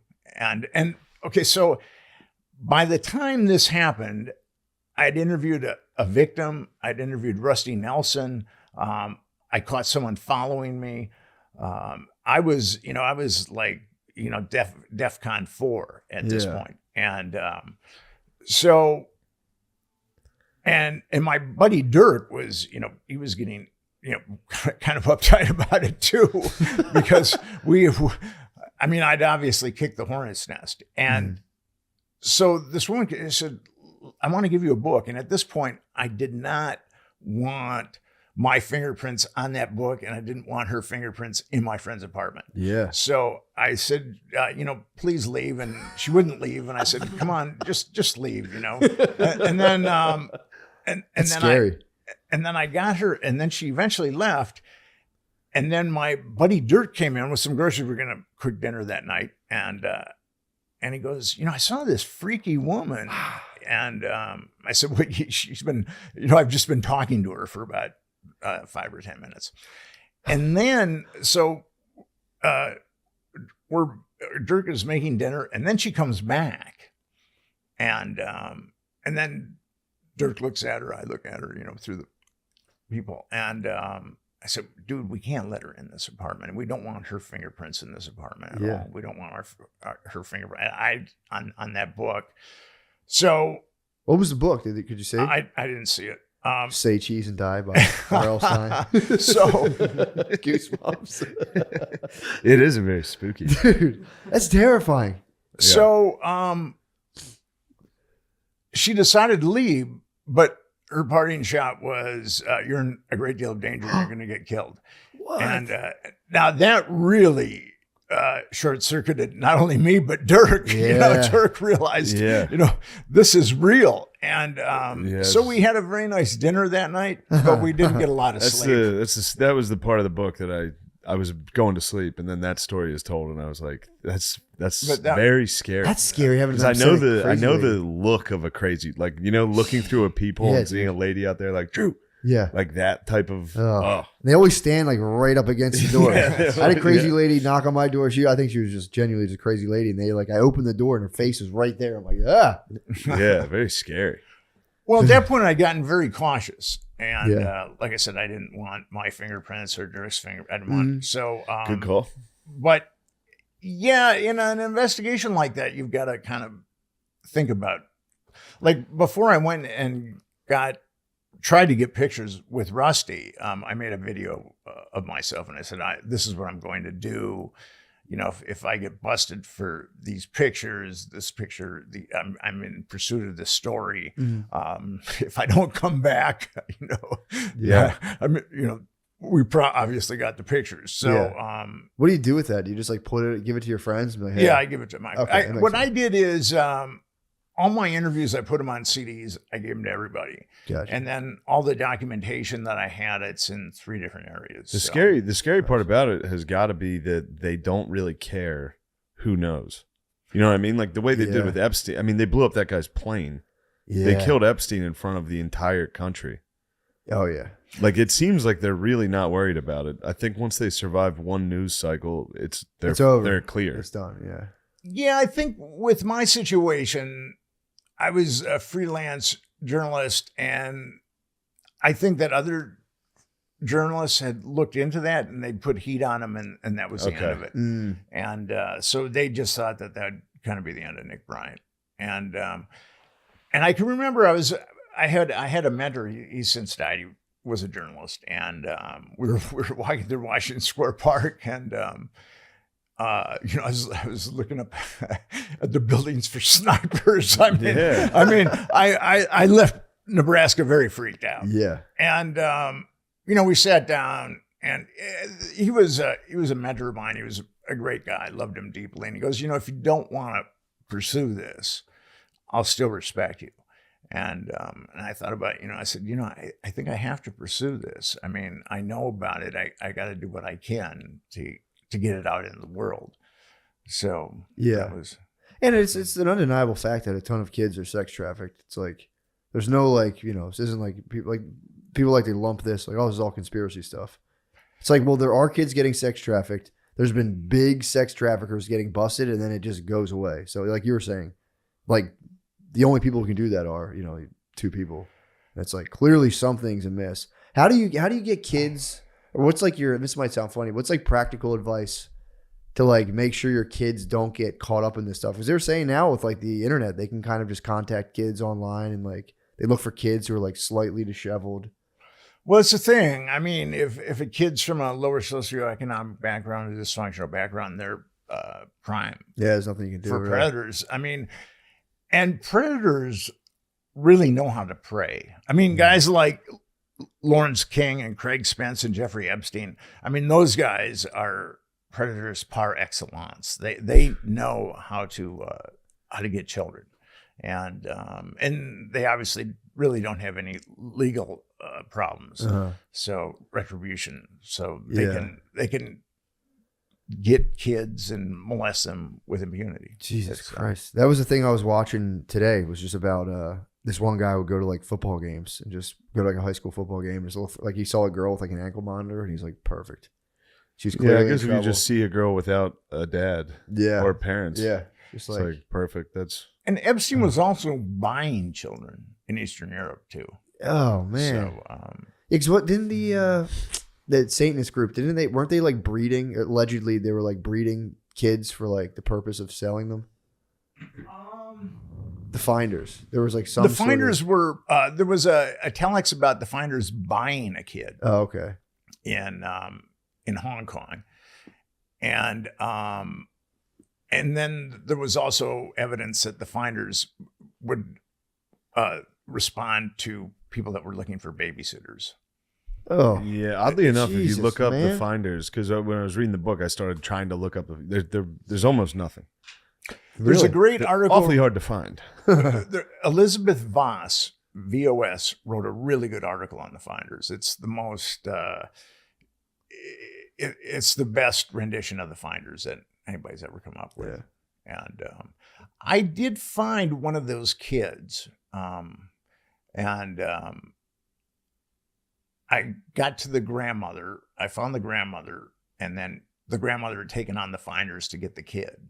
And the Finders had really subjected her to, a terror, just a lot of terror. And but she's hung in there. She wanted her grandchild out of that cult. And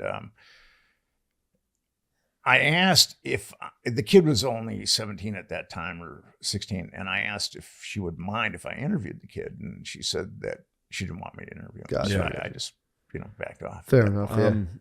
So we're getting close to time here. Yeah. How about you got a book coming out? You said in July. I do. I've got a book You want to talk coming about out. that at all? It's called the Truth About Watergate: A Tale of Extraordinary Lies and Liars. And what you'll see in this book is that the Watergate cover story is almost purely fabrications, and Woodward and Bernstein are pathological liars. I've got them nailed in so many lies. I mean, they even lie. I mean, they lie about important things, but like Bernstein's talking about, he's going out to talk to someone and he's in this storm. And then on that particular day, there's no storm. I mean, they're lying about inconsequential things like that. I mean, they're just telling lies. And Bernstein said that he was ducking a subpoena and hung out in a theater where he was watching Deep Throat. Well, actually, Deep Throat wasn't even shown, during that period in Washington, D.C. So there's so many lies. And Deep Throat, Woodward's, sagacious source.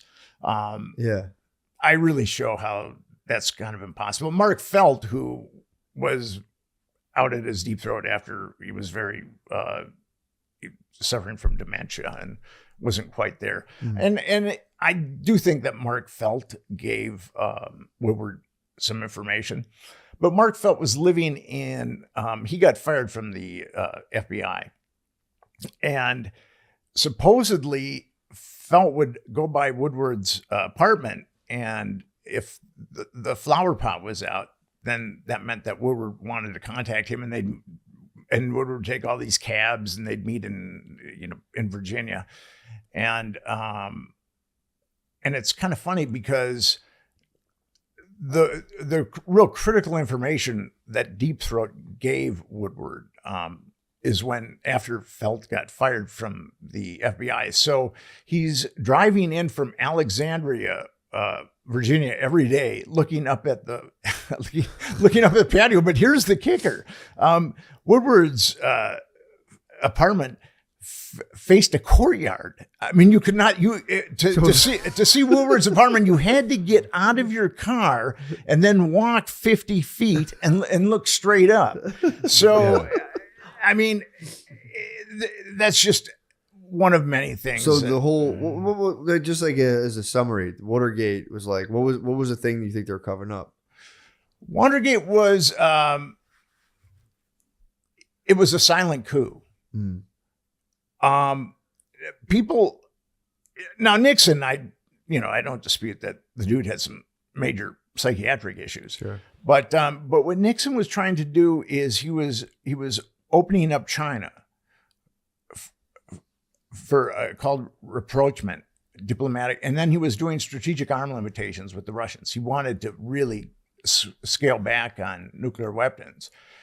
And what happened there is, like, the jingos in the military and also in the CIA really, and Nixon was conducting these negotiations with a top secret communication system that the Navy had. It was called SD-1.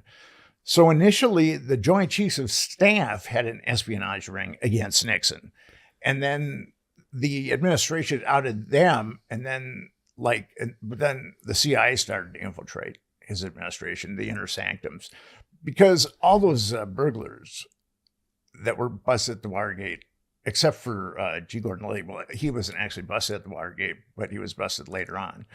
They were all CIA. Oh, fuck. So, and Woodward has an extensive background in intelligence, and actually the special prosecutor that was able to get rid of Nixon, he has a background in a lot of connections to CIA. So Gotcha. The CIA was, wanted to get rid of Nixon, and it got it had some fortuitous things happen.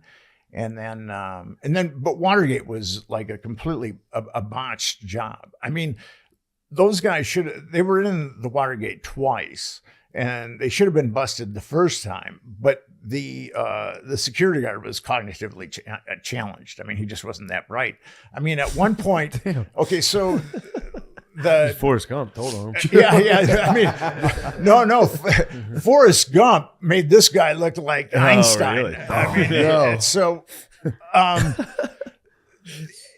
the Or was he deep undercover? He could have been. Could have been the ultimate deep throat. the Democratic National Committee was on the 8th floor of the Watergate, and the Federal Reserve was on the 6th floor. Now, someone had burgled the Federal Reserve a month earlier, but at one point, and this is mind-boggling, McCord, who was a CIA guy forever, led the burglars, who were all CIA assets, up to the signed in and went to, and this is around midnight, and went to the Federal Reserve. I mean, I mean, and they could, and that security guard was too stupid to call the police. Oh my so God. they, I So mean, they were like, we got to do it again. yeah, so they had to do it. Yeah, so they had to do it again, and It's the reason you're here, burglary. yeah, I mean, All right, go ahead. when you read the book, it's God, kind of mind-boggling what happened, what really happened with At Watergate. least Nixon got off easy compared to JFK. True.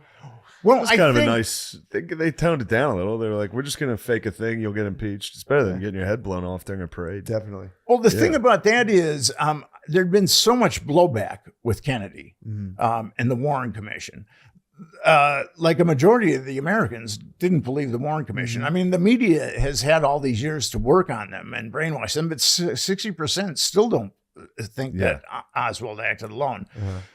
So I think, and then you had the death of Martin Luther King and Bobby Kennedy. So I think had you not had those previous assassinations, the CIA probably would have assassinated Nixon. But this way, it was Gotcha. it was a kinder, gentler. It's almost like why Way to go. Maxwell's still alive.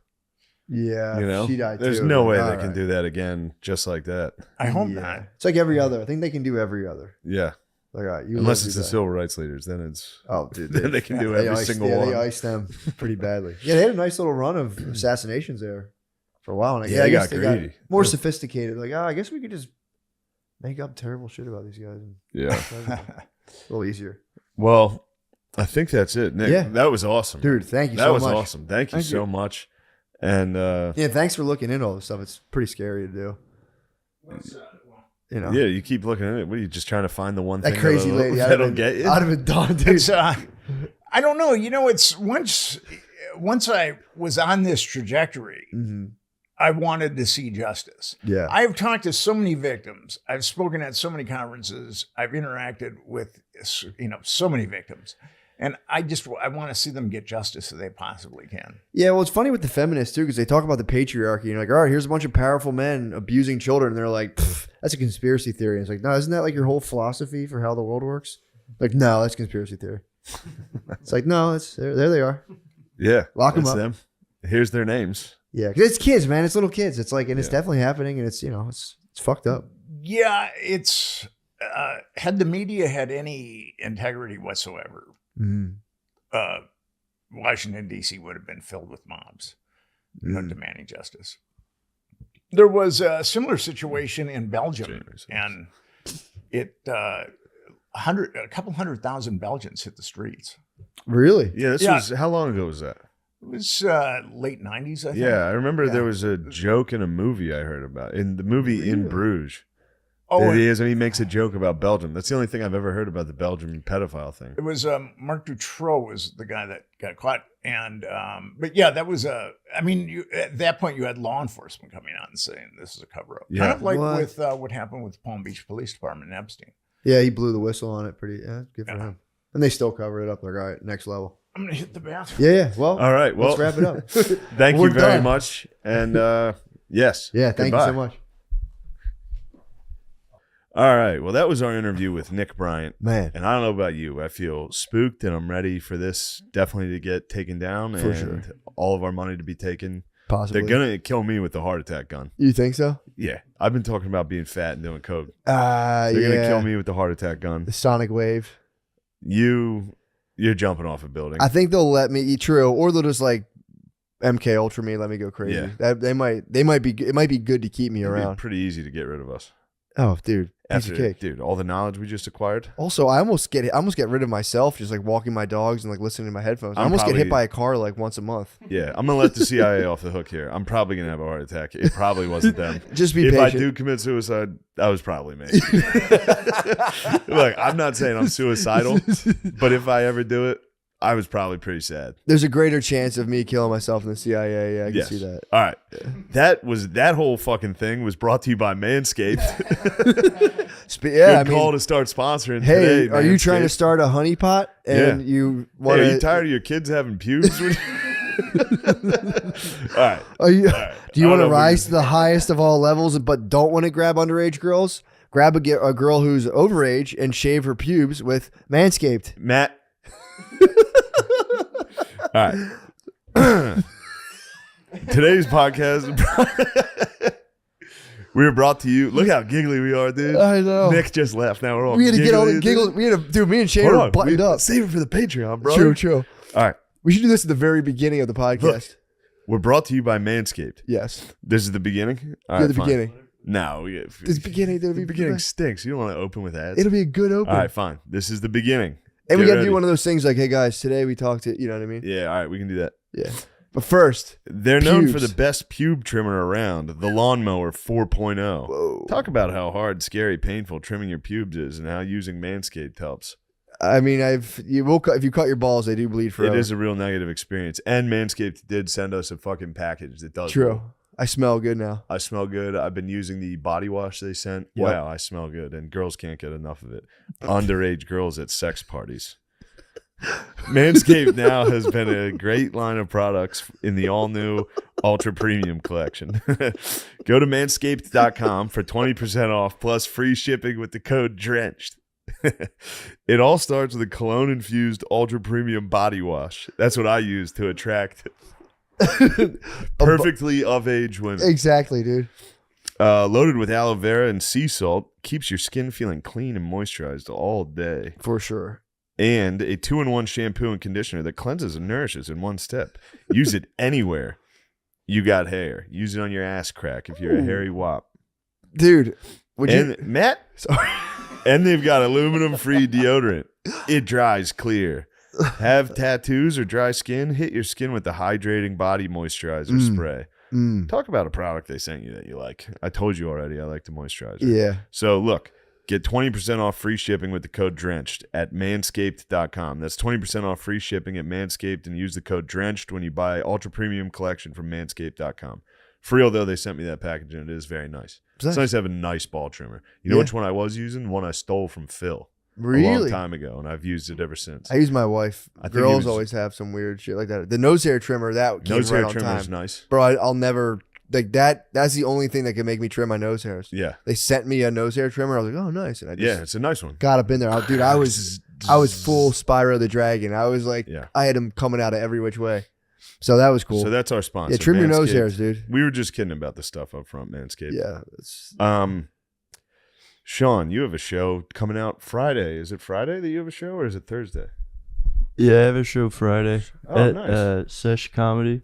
Sesh Comedy. It's called The Doghouse. Bees can't come anymore because he's doing Harrisburg with you. Yeah. But instead we have Column, so come see all of our friends in Column on my Instagram. And then The Stand on Wednesday. Oh. I have Drip. We got Nick Mullen on there, Shane Torres, our pal Andy Malfarina.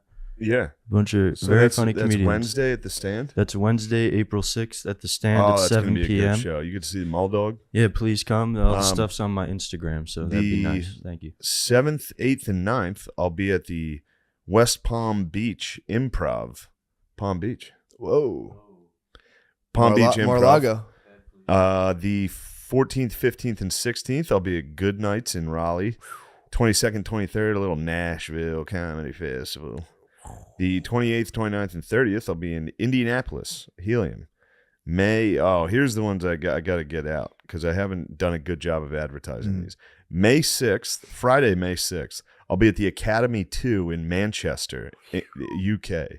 Sunday, May 8th, I'll be at the Wardrobe in Leeds, United Kingdom.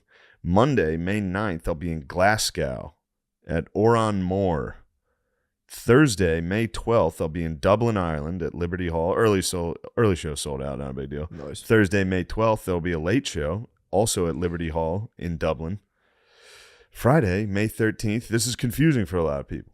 Friday, May 13th, I'll be at the Leicester Square Theater. That is sold out. That's at 7:30. Friday, then I'm going across town for a 9:30 show. Friday, May 13th, I'll be at Shepherd's Bush Empire Theater in London. And that's the first like theater I'm ever doing in my life. Really? It'll be in London.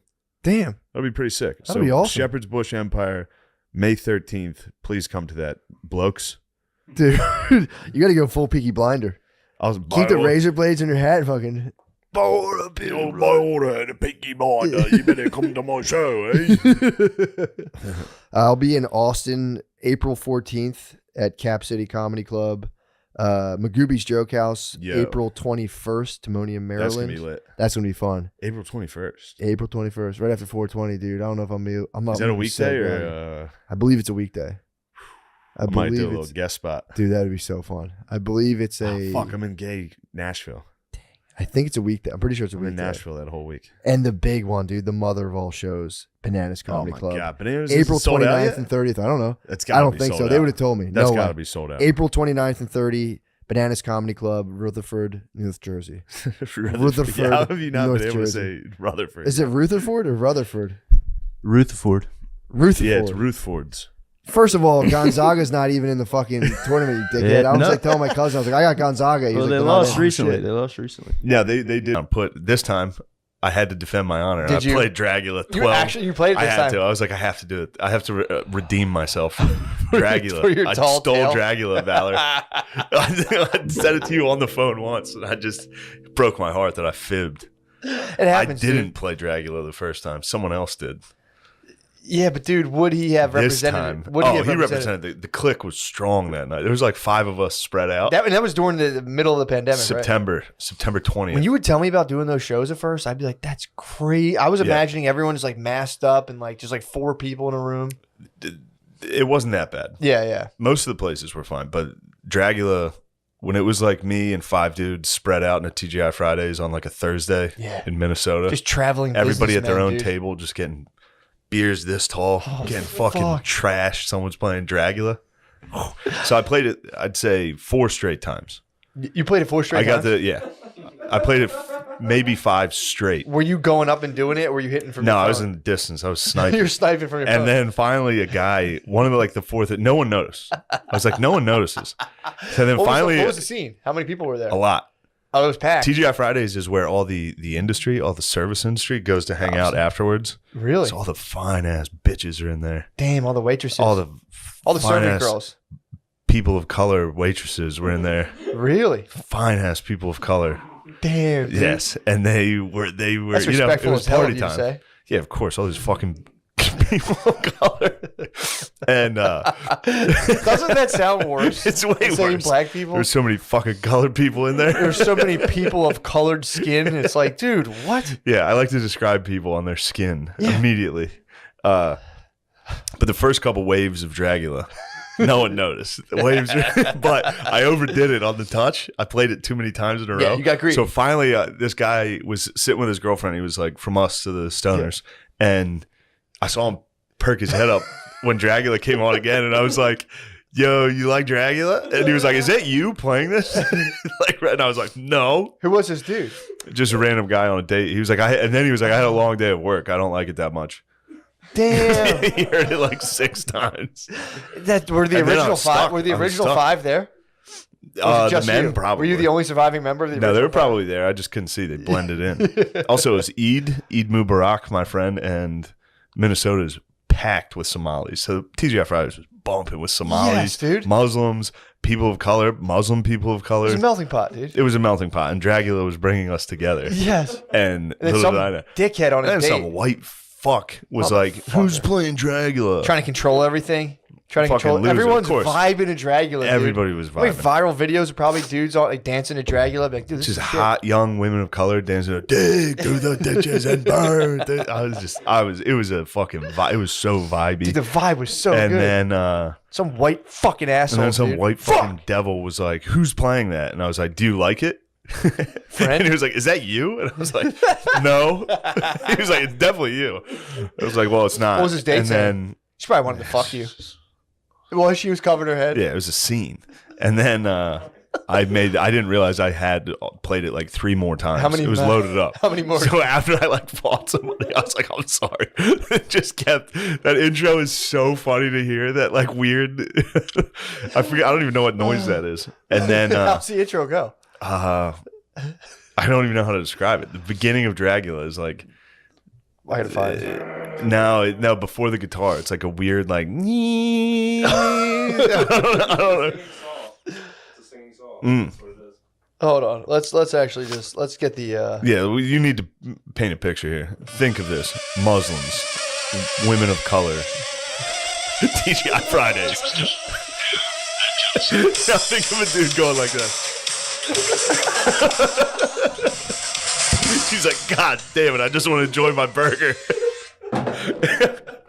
So then here's what I was doing, dude. Yeah. It So just gets then- spooky as hell. It's out so of nowhere, dude. spooky. And then what you gotta do a lot of guys think they're good with the touch tunes. What you gotta do is you gotta get the people going. So you gotta Sure. toss in like a remix to Ignition For sure. or like a I'm Real remix. A Yeah. lot of remixes. Yeah, definitely. But once you put on a song that everybody loves, Yeah. they're all paying like, attention. woo! They all start dancing and having So you're fun. DJing the and party. then you hit a Dragula. You bring them back in with a fucking Dragula. I'm a counterpuncher on the So touch you're tunes. DJing this party. I DJ'd the TGI Fridays. And then people started You might be DJI Fridays. dude. DJ High Fridays. DJI Fridays, dude. That's a pretty sick name. So yeah, I was DJing it, and we went out with me and my lady went out with 2 fans after the show. Nice. 2 lucky fellas. Yeah, and then they got to witness me and my lady get in a fight.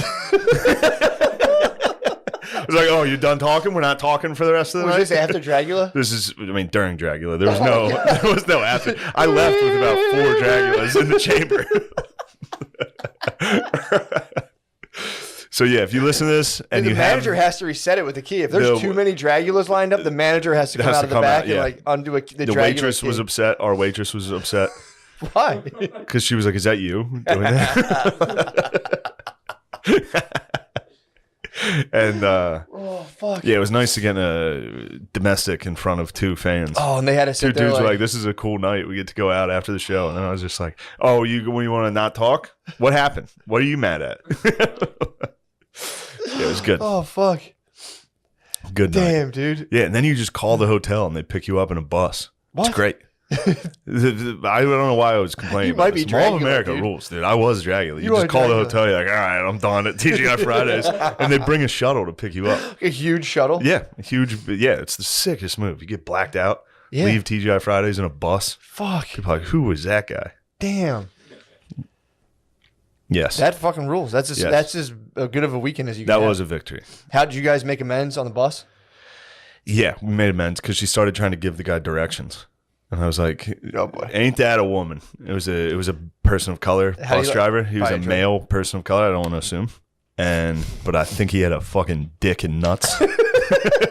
I'd hate to assume he had a cock, but I think he did. Sure. Yeah, me and him had a good laugh. Really? Yeah, I broke down. She that came around. icy queen.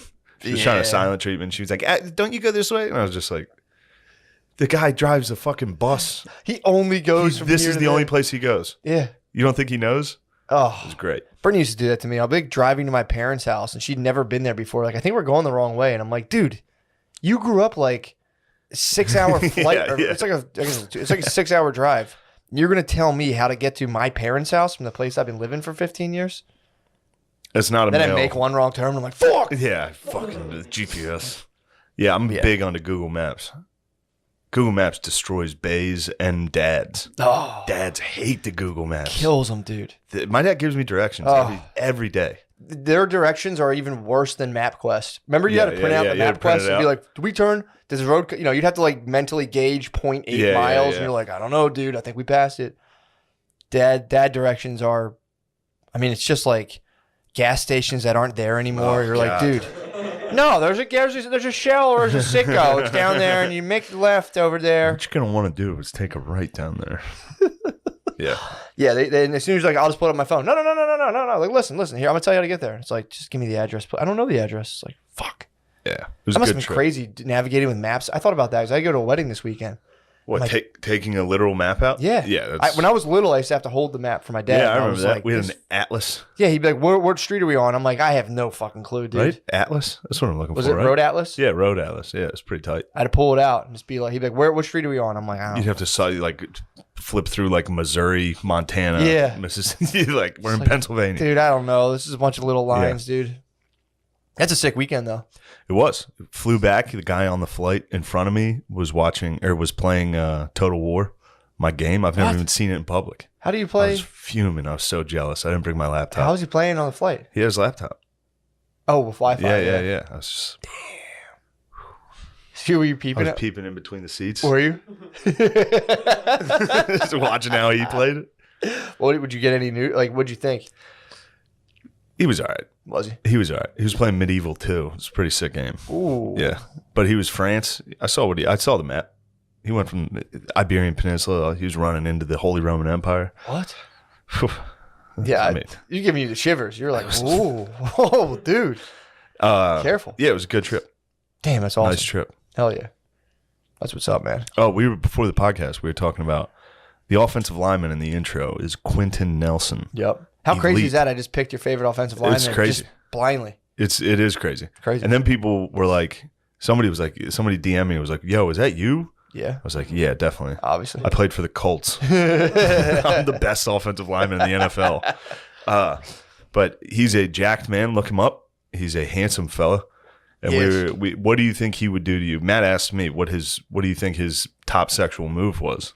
Well, he's like a He's the ultimate bear. he is. He's a I mean, bear. he's a grizzly. He's like a dude who's so big he's hot by default. Yeah. It's like he could have any face. And he's it's not like bodybuilder No. retarded jacked where they look He's bear. insane. He's like He's bear jacked. yes. Oh God, what that guy would do to you. I mean, I was more curious of like how he makes love to a woman. You kind of like flipped I did on- switch it to what he could do to me. Which he could. That's the thing. That's also true. And he could do one of those things where they hold you up. He From the could back, hold- he'd yeah. put his hands onto the back of my knees and hold me in the air. He could hold you like that and grip you by your buttocks. He would palm each of your butt cheeks and just fucking level you, dude. What? You know what I'm saying? He's physically capable of that. He's absolutely way. physically capable of holding you up and just by Yeah. each cheek and just. I think I would be a hard rape for a lot of people, but he's one of the few that's I'm not just- assuming he's raping you. I'm assuming it's consensual. There's no choice. There's literally zero choice.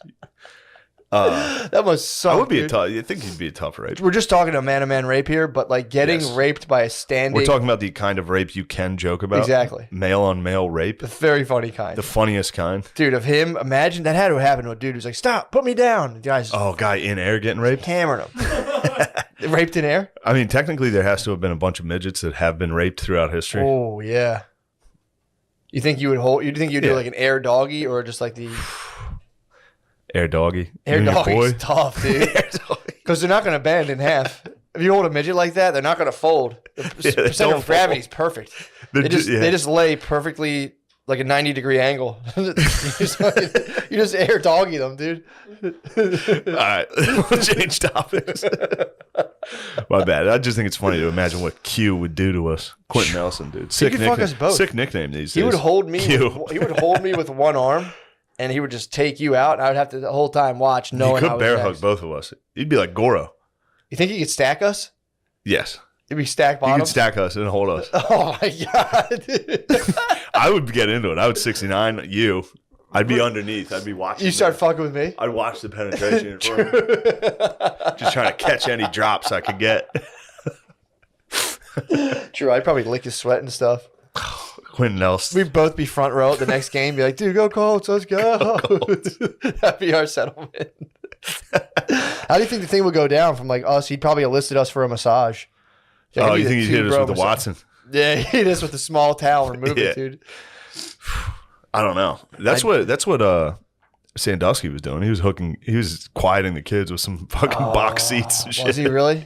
Jesus. Yeah. I got to hit I was at a wedding on Saturday. It was a blast. But they I believe the bride was from Penn State, and then I think one of my cousins went to Penn State, so he started doing the Penn State stuff, and I just got up real quick between him and his girlfriend. Maybe she went, I don't know. Just crop dusted him with a Sandusky.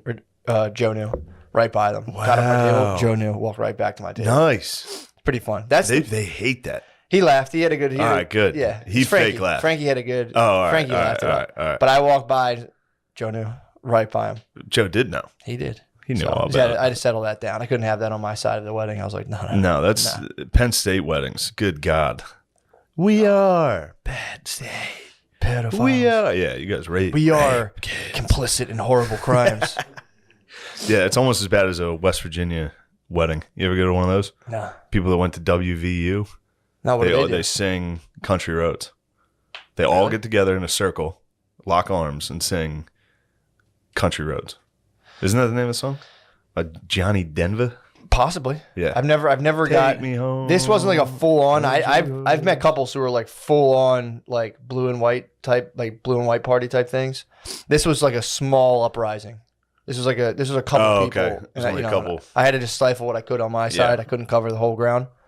I should have grabbed the mic and be like, just to throw this out there, guys. You know, we should be. You should have ripped the mic Moment of silence. and be like, DJ, play it. There's a band. Dracula comes Oh fuck, dude! Cool down the party, dude. I had a wild night, man. I go to this wedding, and remember I told you when I did the 5 grams, I was like the idea of dancing. I was like, dude, I'm just gonna dance anywhere I go, like whatever. So Which is gay. Not on your part. say that. You say that. No, it's fine. You can totally. I'm not criticizing you. I'm sorry. That came out wrong. No, dude. Yes. I no. You're perfectly right to assert that. That's how the elders of my family are. Like you there. That's the whole you gotta time. learn from your elders, dude. No, dude. No, you You can't can't. be dancing. You're a man. Dude, that's wrong. You ever see dancing's for ladies? No, it's not, dude. It is. It's not. It's for men, dude. Ladies, right? So here, I'll give you the full scoop. So I'm sitting there and I go, I'm gonna not really drink. I'm gonna see if I can just go enjoy myself, hit the dance floor. But, and this is, again, I'm not perfect. I take 2 microdose capsules. And then I pig out on the vape pen a little.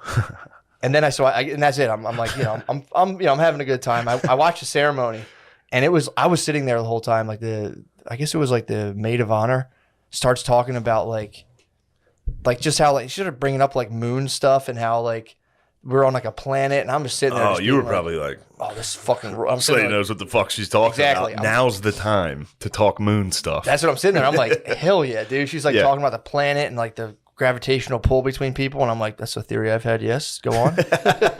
So I'm sitting there. I'm enjoying myself. I'm having a good old time, dude. I'm sitting there enjoying myself during the ceremony. It was like the place was beautiful too. It was like in North Jersey, and so I'm sitting there being like, dude, everyone here should be like a wedding where like most of the people were on mushrooms is I think the way you should do it. Because I'm telling you, dude, I'm watching like this is awesome. So booze. dude, A wedding? Booze, bro. you can still have the Ask booze. Jesus, bro. You can still have Ask the booze. Jesus what he would want. He just Booze, that's bro. all he had. You don't think Jesus could conjure up some Well, he muscles? also obviously, the chrism he blessed people with was obviously laced with cannabis, but No. yes, it was, dude. No. They know for sure. I'm sitting there, dude. I'm vibing so hard. I'm like, man, this rules. Like, this is so much to me. I'm like, this is so much better than drinking. I don't have to like sit there and get like hammered. I just took my 2 little microdose capsules. I'm having fun. So we go inside, and this place was like over the top, like high scale. Like we walk in. Dagos? Yes. Yeah, they dude. love First of this. all, they eat like pigs. Italians eat like fucking pigs, dude. They eat like pigs. I come in from the ceremony, beautiful ceremony. What a lovely ceremony. I got Now lovely look at ceremony. these wop pigs. Just eat like fucking pigs. I walk upstairs and there's one station. It's just lobster. There's like lobster tails cascading down an ice sculpture. It's like shrimp, and then a whole station of people cutting up calamari. It was awesome. Damn. Dude, there were 6 other stations. I just saw that and was like, this is, for a cocktail hour, this is amazing.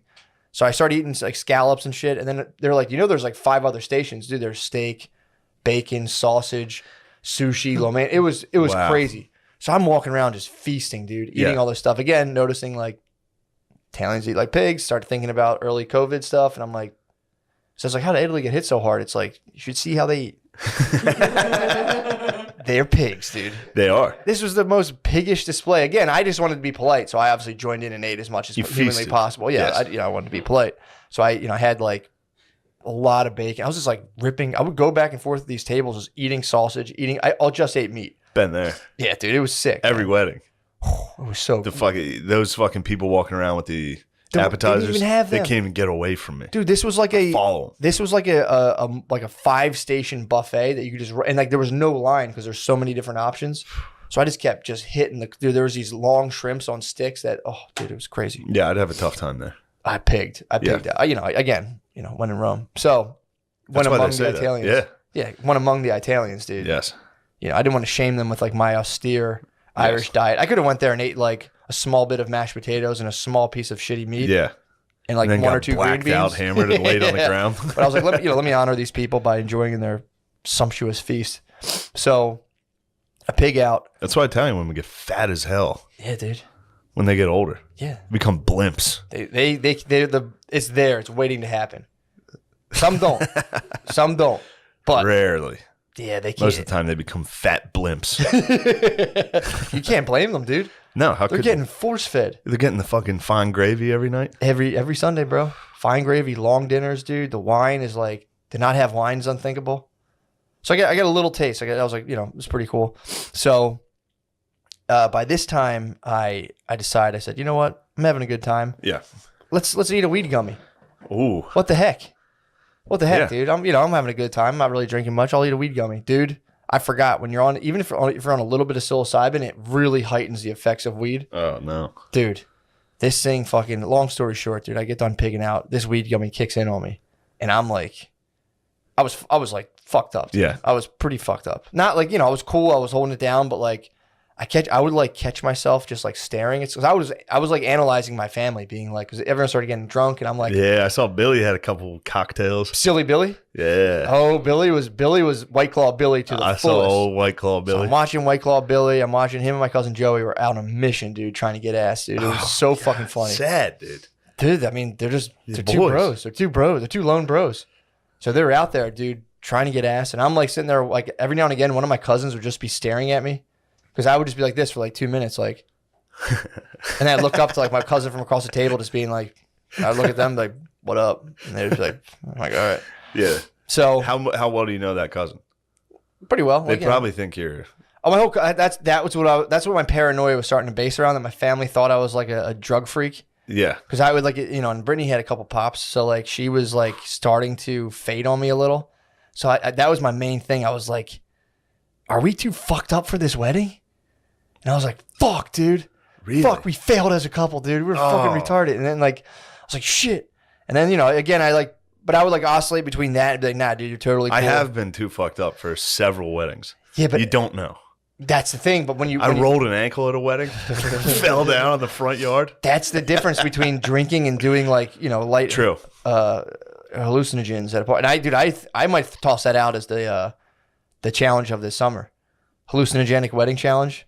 Dude, it's so fucking fun. It was a blast. Again, there was changed with little bits of paranoia, but dude, I would sit there and like There's analyze. nothing better than a wedding drunk.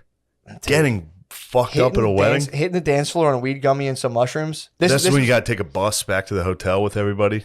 True. You ever get on one of those? I dipped. No, Everybody's we screaming. took one there. It was everyone was Yeah. saying I smelled like weed and being like, "What the fuck?" And I was like, Well, it's weed. But I was like, I don't care about Because that. I'm high. But I also thought it was somewhat of a false flag because I only had a vape pen on me. So I think someone was just trying to conjure up the beef on me. That'd probably be Bill. Wasn't Bill. That sounds like a sign. Although I did have weed gummies, so they might have stunk on me. I don't know. But people were on my ass from the beginning of this Really? thing. A Get little off bit. my fucking back. People, no, I was chilling, dude. The whole time I'm like, hey man, it's no big deal. The hell off my back. I'm not high. I'm fucking chilling. I'm not that high. I'm microdosing. You can't explain this to people. They're like, what? I'm just taking a little bit of mushrooms. I took a creative dose and I'm dancing with my family. So, yeah, you hit the dance floor. Dude, so I'm sitting there, I'm with Bay, and I'm like, fuck, man, we're falling apart. We got to turn this thing We around. got to turn around and say, Bay, dance floor, let's go. We hit the dance floor, dude.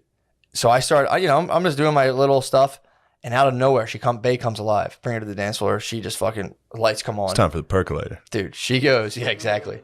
She goes, look, here's all you got to do. when here's the secret to dancing. When the drums hit, just hit your feet as the drums hit, like you're playing the drums with your feet. Dude, it hit me like a revelation. I was like, what the fuck? And I'm like, I remember just telling her, I'm like, did you just give me the black secret?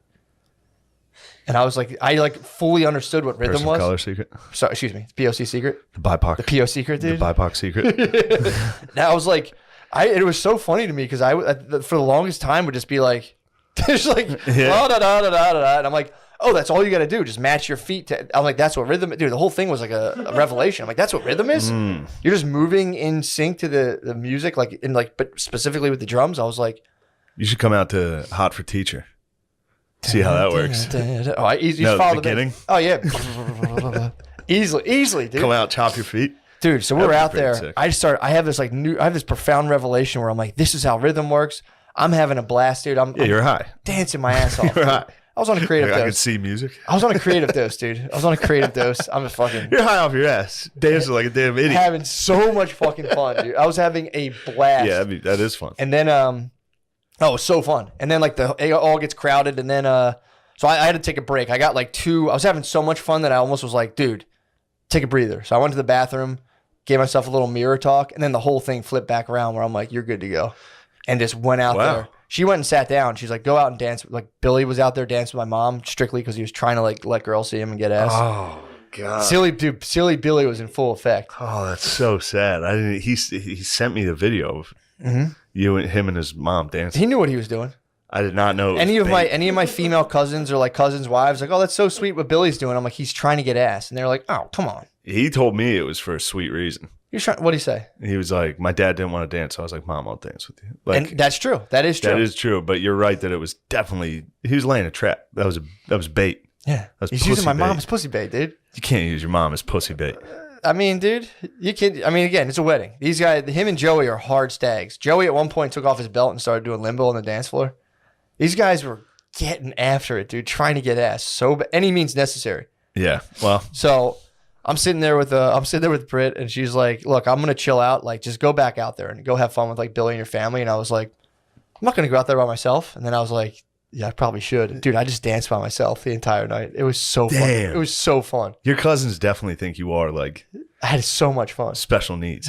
Whatever, dude. Like, I think Matt's getting Dude, I just rose up against in trouble. the elders of the family, You're out of dude. your table. The elders of the You family. went out and danced by yourself.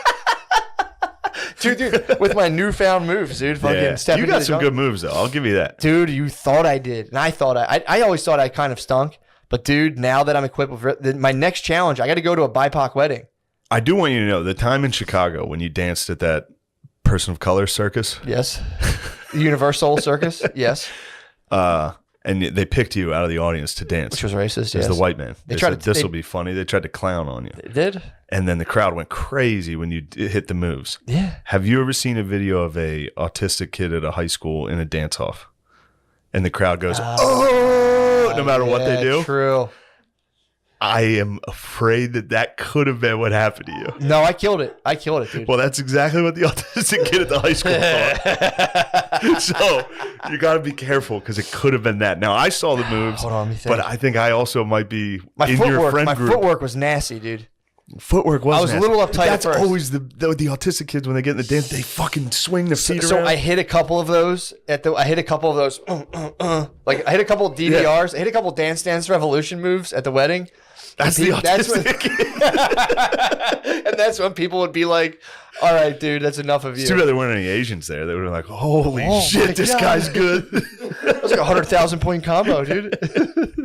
Dude, I do want you to know, I should have picked up on it before. man, that's but true. like the autistic kid in the dance circle Yeah. at the black school, the person of color school, he has a couple white boys that he's friends with that are also nerds. Yeah. So when the crowd goes nuts, they're like, this guy's killing This it. guy's killing it. They don't know. This is the fundamental. Universe Soul Circus might have. No, I killed it. I'm telling you because when I wasn't killing I know it, you they still were have the laughing. footage. I'm going to have to review it. Please do. And Please we review. might need to put it in the intro if it's not too bad. Oh, please, yeah, no, if for it's sure. not too bad, 100%. I would hate to put that on you. I'm sorry I 100%. just did that. No, please put that out there. Okay. I'm actually that's some of my early dance, part of like my dance portfolio. And That's could my you early make stuff. it in the intro a montage of autistic kids dancing in dance Yes, circles? please. No, that would be sick. God, man. Dude, here's the And fundamental. I do think there is a difference.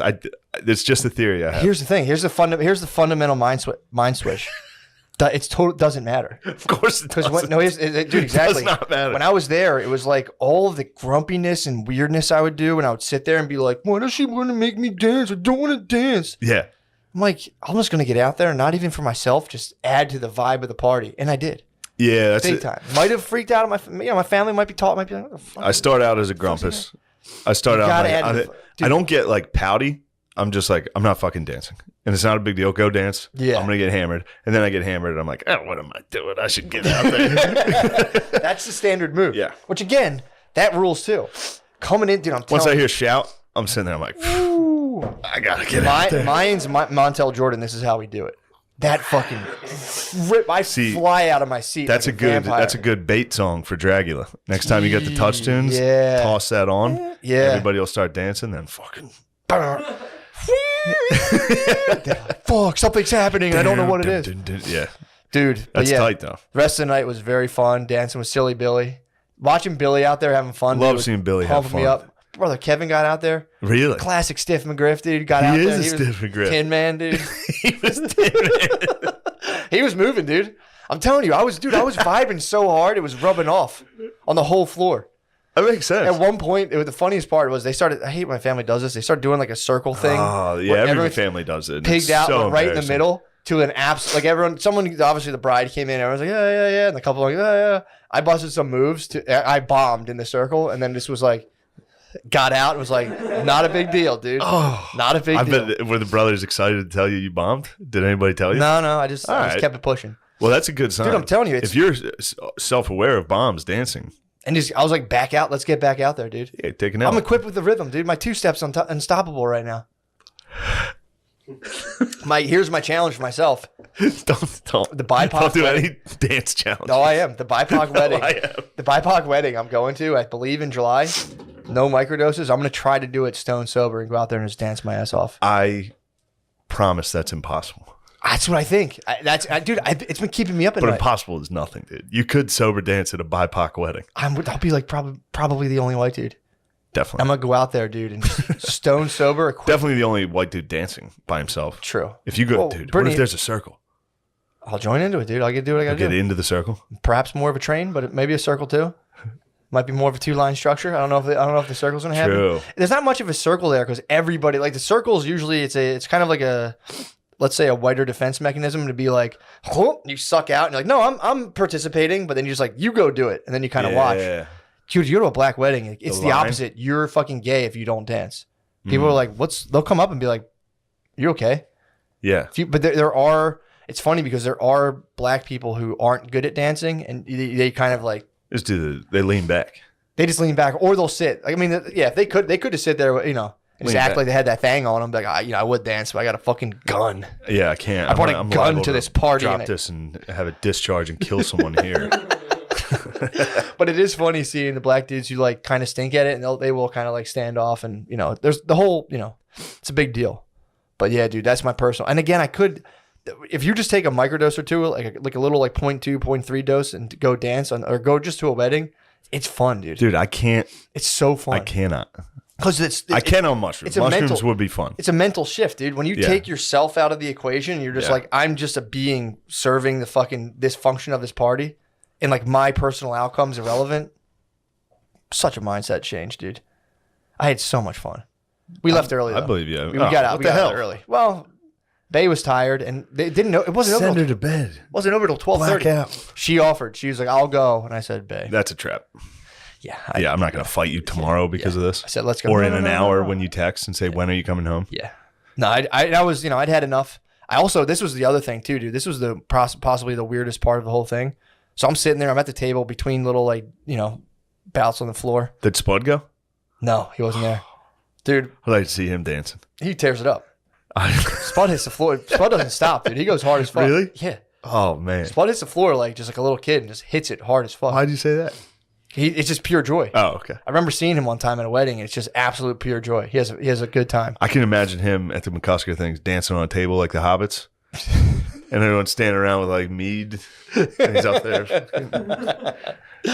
Spud, I love you. I know he's listening to this. I'm not. There's He nothing- actually is pumped about Hobbit Dome. Actually, Yeah. Hobbits rule. True. The Sorry, Spot. I feel bad. I don't want they to. all feel bad. He I knows his Joshua. feelings. He I know knows right Joshua. now he's painting and he just put his brush down and went, "What the fuck?" Do you think he went out for coffee? Right now, He slapped the brush. he just heard these words. Slapped the brush against put his the brush can. down. I was like, "What the fuck's his problem? Fuck him." True. Yeah, well, That's a beef, dude. Me and That's Spud are instant now beef. beefing. You guys are now Fuck beefing. you, Spud. I know you're listening to this. Piece of shit. dude, so I'm sitting there. I'm at the wedding, and I'm like, I'm like, there was parts where I was kind of like sitting there, like that weed gummy fucking took me by storm, man. That was the thing that like turned it into kind of a somewhat kind of like dubious situation. And Doobie.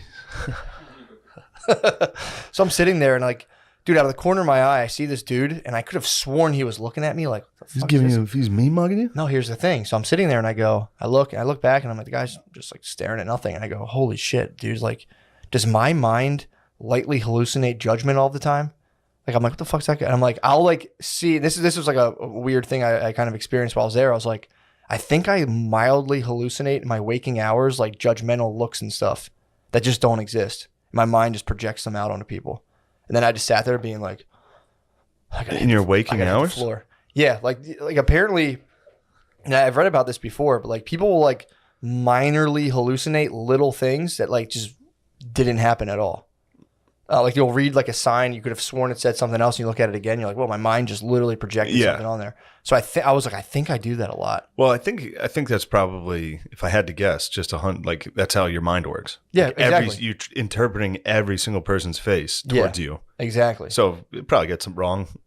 And then Exactly. sometimes when you're nuts, it's just totally wrong all the time. Yeah, but like what are you looking you know how you fill in like like when you look at that thing where it's like is it a candle or is it two faces, that kind Yeah. of thing, and really it's neither. It's just this blob that you kind of assign It's meaning to. shit. Yeah, it's just a bunch of bullshit. Yeah. So I think like that's what they kind of talk about. I caught it out of the corner of my eye, and my mind was like put in the picture of a guy This being like, motherfucker. and I looked, and they just wasn't even looking at me, and I was like, how often do I hallucinate judgment in my waking hours? Oh man, I gotta hit the floor. I bet he was looking at you. Probably. He was definitely looking at you like, damn, this guy's high as fuck. And he saw you like, I do this when I get too high. I'm like, start rubbing my chest. I'm like, I had to go home. I was down in Tampa way. you're Tampa? I ate a weed edible somebody gave me.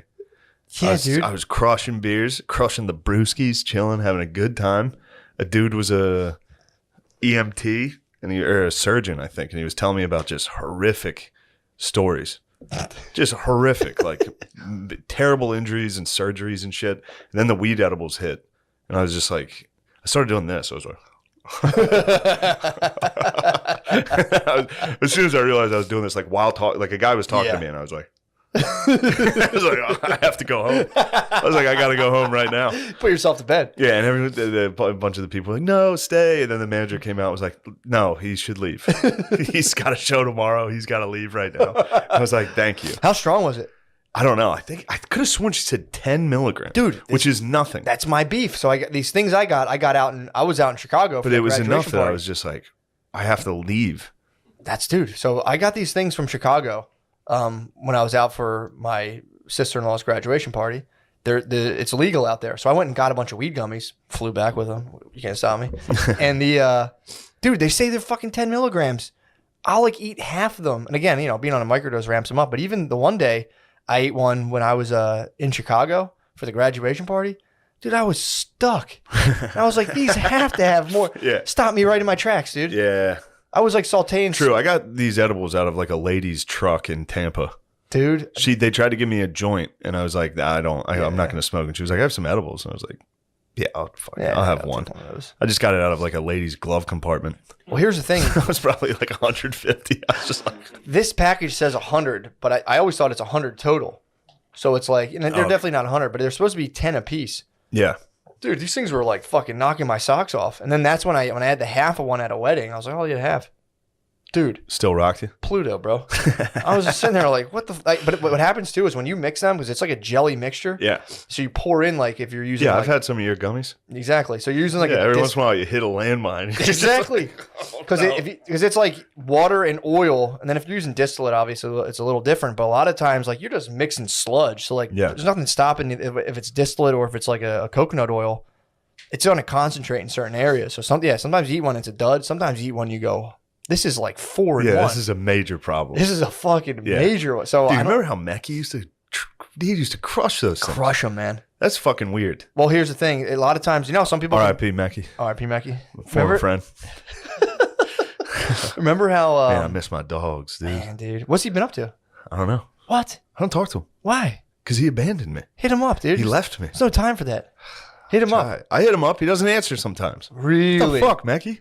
Dude. We used to be dogs, dude. The hell I'm are you beefing doing? with Maxter. Yeah. I'm beefing with me and Spud. A tough beef Obviously, right you guys now. are beefing right now. I did. Look, I fired first, but I'm gonna keep the fucking foot on Keep strong, the pedal. keep a dude. strong defense, dude. That was another thing I started laughing at recently is when I go for walks, how much I'll pretend to argue with people in my head constantly. Oh, yeah. It's a fucking problem. It is. I'll like walk by a person, think what they might be thinking about, like in terms of like, especially with the mask shit.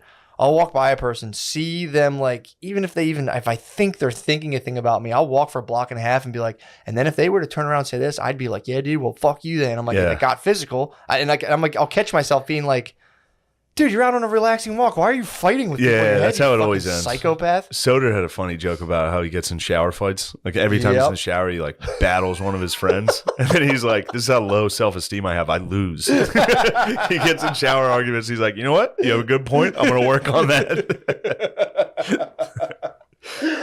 Yeah, man, that's a tough one. I that's been something I've been paying attention to a lot. Like how when I see a person, like whenever you see a stranger, especially, it's just like you have this like mental, not explosion, but like it just sets off a physical. If it's a girl, sets off a certain physical reaction.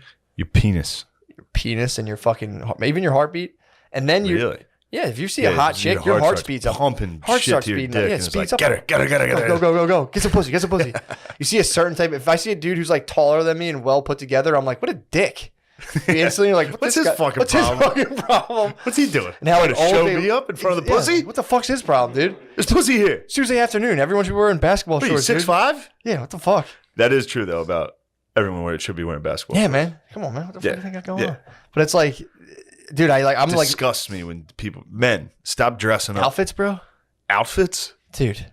But this is how my brain Can you works. imagine an outfit? I mean, dude, unless it matches. If it perfectly, Noah looks good. Dude. Noah, you look like a damn fool. Noah, let the people be the judge. I'm saying, Oh, we're cutting to the Trump flag camera. no, I'm saying go right there. Oh, going right. There's a Trump flag over there. You can't see brother, it. my You're not brother allowed put it to up. see it. My brother put it up. It's his house. It's not funny. We and Shane wanted a gay flag. but- dude, Give him you don't front want to and do center, this. dude. You don't want to do Give this to him yourself. Crouch down. Take a nice Give him front and squat in center, front of dude. it. Show them your bolo. Squat like the native. This is the type of foolishness we have. Dude, so Noah actually told me an interesting story, dude. I'm excited for people to see that. He went to a party. Noah dressed like that to a party. You went to a damn His party mom like that? scolded him. Oh, good. Your mom was like, Tell why us are you the- dressed tell like a us the story. damn Tell us- asshole? I went to my grandma's birthday party, And the polo. To Bolo, dude. That's out of respect. and I got That's actually hammered. pretty tight. I was drinking gin and tonics. So, and also you wore a Hawaiian shirt with a bolo tie. Yeah. Well, no, it wasn't a Hawaiian. It was like a like that. Hawaiian type. style. Yeah. What stripe? Pale blue, red and like lime green stripes, vertical stripes. And Your mom must have just been devastated. my mom. She Oh, my must mom. have just been like, My mom didn't go, What? but I walked out and saw her before I left, and she said, you're "You like know," a slut leaving the house. She's like, where are you going wearing that? she said, "You know, if you went out with me, you wouldn't be dressed like that." And I said, "I think I look sharp," and she said, "You don't look sharp at all." And I went, Well, that's actually Well, a good response for you. no. I like that. Yeah, it is. And I think I look sharp. his I do dad think- I goes, think his I look dad's sharp. like, you look fucking Your good. dad thought you yeah, looked sharp? I walked to the truck. Is your My dad a dad's all- fucking idiot also? My dad went, "I like what you got going on right Yeah. there." Pretty sick bolo tie, son. Dude, Bolo with a short sleeve dress You might shirt. end up getting your dick sucked at your grandma's party. I'm fully on board with the Bolo, dude. I do think it looks cool. I take back my criticism. I apologize. Thank you. I think it looks tight. That's think what it I'm does. talking about, dude. When dudes should have to get pussy off shit like that. You got you got twin horses on the top of Bro, hand painted. that? Hand painted twin Whoa. horses on the top. Damn, dude. Damn. I might get one of those LED belts that like says something like I'm the best or something. Did you ever see those? Just sag real hard. Sorry, I with was LED. just trying to figure out how to make FUBU for retards by retards about the bolo tie, but I couldn't. Some retard hand painted 2 horses. Oh, Another retard picked it up and was like, it's pretty sharp. You shouldn't say that word, and we're going to retire it soon. True. This is our last couple months saying it, all right? We're sorry. We're growing. once Biden dies in office and Kamala takes over. That'll probably be next episode. Dude. Yeah, probably. He's What's coming. the boy up to? I'll tell you what he's doing. He's giving out $300 for every child under 6 years old to every parent. Wait, Under 150, no strings? under 150K a month? Yes. He's just, here you go. The whole government, yes. $300 a month for every child. So he's starting something of a UBI Kind of, except it's based on cheering. just for it's rewarding having children and making less money. Huh. I know that's kind of how welfare works, but I think we're going to run into a lot of people being like, I'm not going to work. Oh, yeah. And that's trouble. I know Yeah. these sound like conservative values, but it also could be reality. What if the society was underpinned by like a lot of people not trying to be productive at all? Yeah, and then everybody's talking about like inflation, and Yeah. it seems like kind of the worst thing to do if we're facing inflation is just keep printing money and sending it to Yeah. I mean, everybody. yeah, I'll be curious to see what Like, happens. it's time for.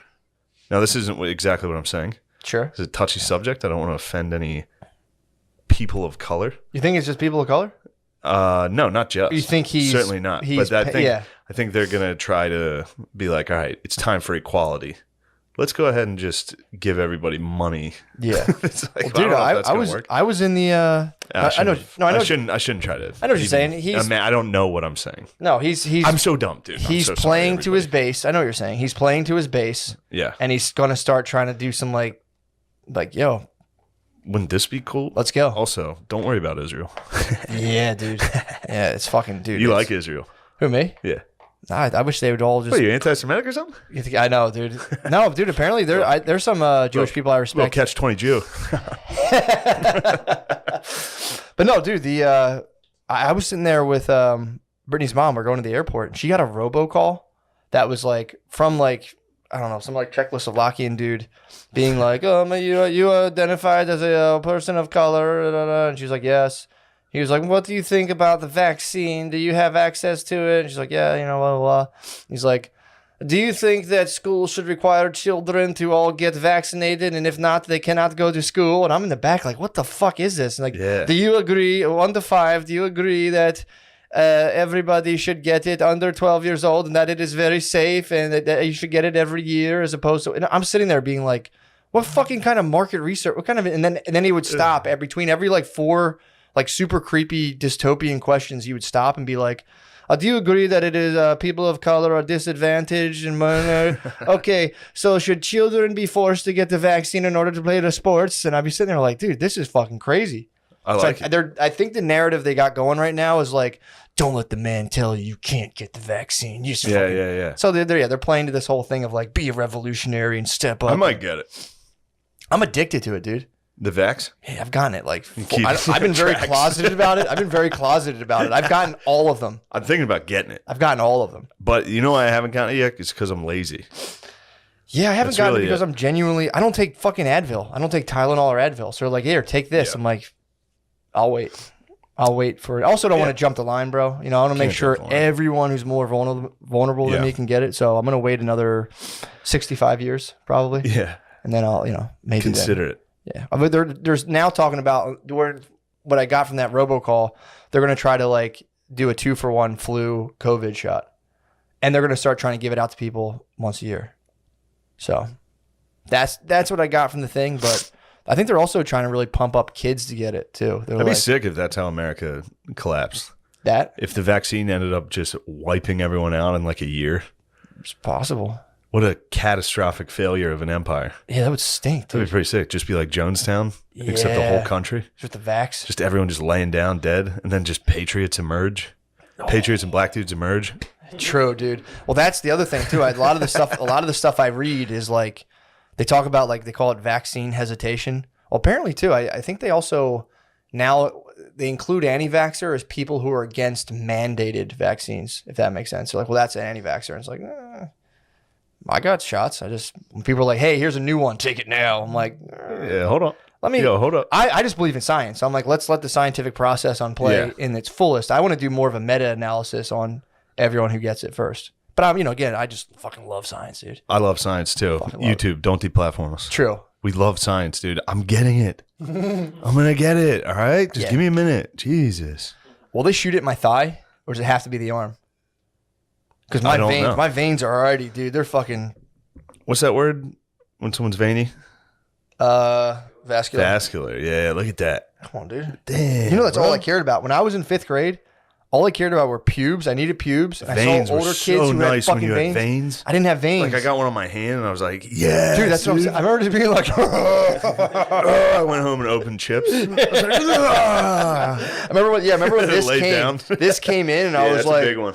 woo, fuck good yeah, one. dude. Just fuck. I would just chill my pubes and my fucking veins and just be like, what the fuck is Yeah, up, who's gonna dude? stop me? Can't come yet, but that's coming. And Fauci came. You're like, motherfucker, Fuck you, dude. dude. How dare you? We're not taking the vax. We're back, dude. Fuck YouTube. I got too many veins. Yeah, I don't know. Again, I think people should do what they want. I'm right now battling addiction to the I vaccine. bet it's all right to take. Most people are If fine. I had to guess. Most people are fine. Hoss has been sending me some research. I don't trust his research. It's based off the CDC, and it's nothing crazy. It's just the unexplained deaths kind of jumped significantly. But Yeah, what was from 500 interesting- to 3600. What's interesting is right now my mom, dad, and sister all have colds. Really? And then I think my dad did like a doctor over the phone thing. Yeah. And then the doctor was like, no, you guys just have colds. You're fine. I was like, dude, 3 months ago, they would have been like, you have COVID. Yeah, Definitely. Get out of the house. Yeah. Yeah, man. I think we're coming out of it, but they want to hit that 70% mark. So they're going to start vaccinating the children. And once they hit that 70% mark, then it's kind of like, all right, we'll just start selling this shit every year. It'll be like the flu shot. In 2 years, it'll be like, you don't get the flu shot and nobody gives a fuck. Yeah. It'll be like that in a couple of years, man. But, for now, the funny part is the masks. Like, people don't know what to do Masks with is themselves. tough. People don't know what to do with themselves. I still feel a little like I should be wearing a mask. Outside, you don't have to. I know. Oh, of course, outside. I Within the rarely place. do that. But if I walk in somewhere, I'm like, I have to wear this. Well, I just launched a pretty decent experiment in it. I was at a wedding of about 200 people, dancing my ass off, dude. Yeah. So, stay tuned. See if you get it. I think I'm fine. Yeah, I was just I think I'm fine. around about True. every weekend. I'm around 500 people, and then I get on airplanes. But yeah, no, I go Probably to get vaxxed. the For the playground. people. For the people. Well, this is what they're saying. No, to you got kids. vaxxed, you fucking young hippie. I did. Yeah, I knew You you got did, vaxxed? you fucking You guys, traitor. what about you, Gardini?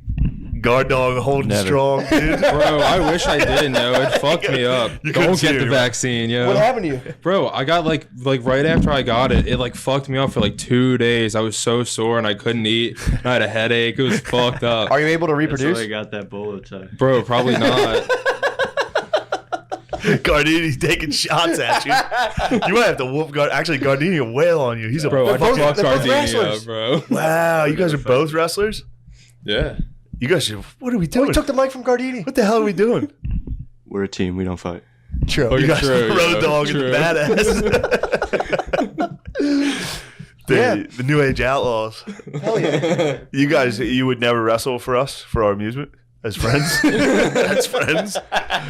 Winner gets the bolo tie. Right now, the reigning, defending bolo tie. Oh my God. Please wrestle for the bolo tie. I'll wrestle for the bolo tie. Gardini, the gauntlet's thrown down. I guess I'm forced to wrestle. I don't. No, you don't have to wrestle. I would be bummed if somebody bullied me into wrestling. I'm not gonna. Oh man. If this episode ended with them both red faced and angry at each other, like "fuck you, dude." Just a ripped button down. The bolo tie gets split and the horse goes flying. If the that'd be bolo tie horrible. got split, that'd be catastrophe. it'd be biblical. You'd be personally responsible to fly out Yes. to Chicago and secure 2 new bolo ties, dude. Is that where you got it? Chicago? from Is that what you said? Colorado. Colorado. Excuse me, Colorado. I could have that arranged. For sure. I would feel terrible if the bolo tie got ripped in a tussle. Oh, fuck. That's how all bolo ties end, dude. There's a friendly rootin' tussle. tootin' Yeah, tussle. people are rooting tooting. They get their bolo ripped. And they're just like, fuck you, dude. I wore that to my grandma's. What the fuck? So your grandmom's feeling naked as hell. Be like, damn, I got my bolo on. I feel like I'm underdressed for the occasion. I feel like a fucking idiot. Yo, I got torched by the sun twice in the last 2 Dude, weeks. you got sunburned as hell. I went to Tampa, Tamper way, that'll get you. Tampa way. I went out swimming. Swim. Where you swimming in? I go swimming, dude. I go to the hotel ocean? pools and Oh. I swim by myself. Nice, dude. And a lot of times I walk out and there's already a family out there and I turn around. It's a public pool. I know, but you can't swim with kids in the pool, in a hotel pool. Yeah, I hear it. No, I hear you. I'd rather go dance sober at a BIPOC wedding 100%. than just like And go sit in a slowly pool. dip in a Just your pool. head sticking out, just looking at kids. Hey guys. Yeah, true. So I went out to the pool, swam a little, didn't get any sun. Yeah. And I was like, I got this, no problem. So the next day I was like, I'm gonna lay out for a minute. Oh, you got dry you off. got. Well, I swam confident. and I was like, I don't want these wet shorts coming up to my room. Sure. So I laid out to let the sun dry them, and I got devastated by the sun. Damn. Absolutely You still look devastated. tan as fuck right Well, now. this was from I went to the Minnesota Twins Oakland Athletics baseball match and didn't wear a hat. I thought I could go Should have worn a sombrero or sit something, down dude. there. No, that would have been. Like a bucket. I did realize this. Watching baseball with white people, not that fun. Yeah. You go to like a Phillies game or a Yankees game, there's just white people. They just don't shut the fuck up. Yeah. They're just a little chatter here. Yeah. They like it. That's part of the game. Yeah. It's for like Jewish dudes and autistic dudes to go sit there and like yell. Hey, Yeah, that's all they yell. Yeah. Hey, then- come on now, another 34, though. Rally back here. At the Twins game, I was sitting next to a bunch of Dominicans. Nice. It ruled. What were they up to? They just would yell, Platano powder at every Dominican player. They would yell, Hell yeah. Platano powder. What's that mean? I think banana power.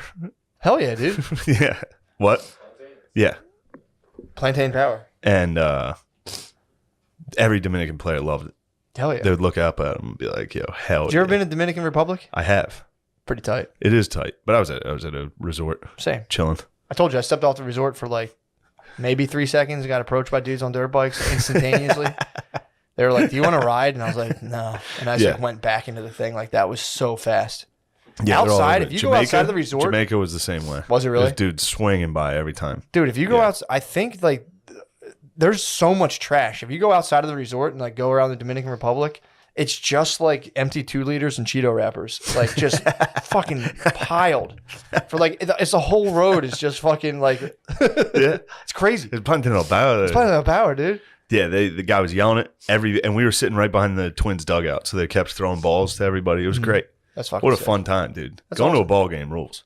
Yeah, I haven't been to one. I've never made a full one. I always kind Oh, of it's halfway fun. through Yeah, but if you're not boozing, start getting itchy. you gotta drink a couple beers, or if you Yeah. got high, that'd be That's fun. the thing. I was hammered. Oh, I got stoned. Getting stoned at Yeah. a baseball game and being in Can't get nosebleed hammered. seats rules. Yeah. The problem, I got hammered at the last one I was at.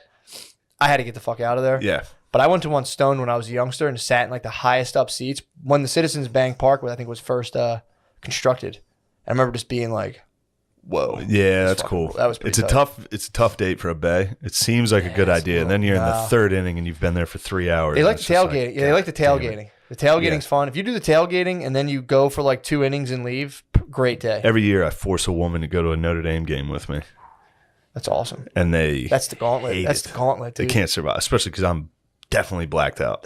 That was Usually Adderall so and fun. blacked out, just like trying to watch So you're on the a mission. game. You're on a mission, dude. for some reason. Dude, I was Yeah. so fucked up when we did the Notre Dame game. I was so fucked up. I barely remember. I couldn't tell what the fuck was going on. Yeah. But there was an older couple that kept telling me and Brittany we could stay at their house. Like they kept being like, "Yeah, anytime, yeah, come out and stay with us. We got plenty of room." I remember being like, "Are these guys trying to fuck us?" Like, what the fuck? I remember just sitting next to this couple who kept throwing it out there, like, "Come stay with us," and I was like, Brittany, we gotta fucking. That'd be leave, awesome if dude." you just spazzed on them. We're not gonna fuck you, fuck you you, old dude. fucks. What the fuck? They were like, we got plenty of room if you guys want to chill. Yeah. It was weird, man. My boy O'Leary, dude. Were you there for that? No, I don't think you were there for that one. What? We drove the whole way out. You remember O'Leary? Yeah, I know, Larry. Yeah.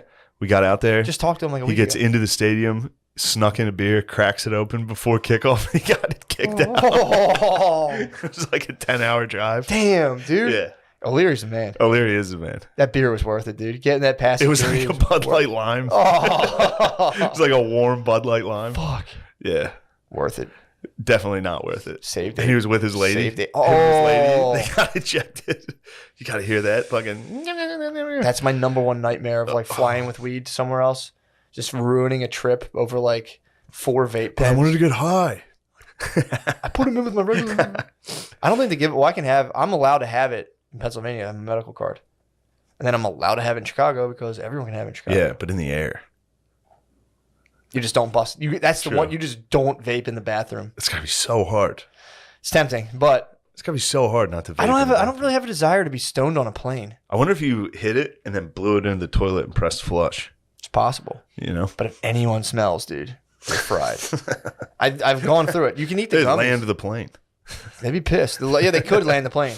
They would probably kind of be like, just because Yeah. no one wants it. They're like, just fucking don't. If I started smoking Especially a cig, stewardesses. that's one of my. I do want to do that. I think that's on my bucket list. When I get older, I want to just ground one plane, just light up a cigar and just sit there. I'm like, what See the? what happens? They do it, Dude, dude. that's the Turn it Louis, around. the Louis joke. What? You can just yell down. Oh my You god! can just sit on there and go down. And they have to land it. And they're like, why? You're like, I want to go down. Down. I ran into him last night. Did you really? And I was wearing The his God? I was wearing his uniform.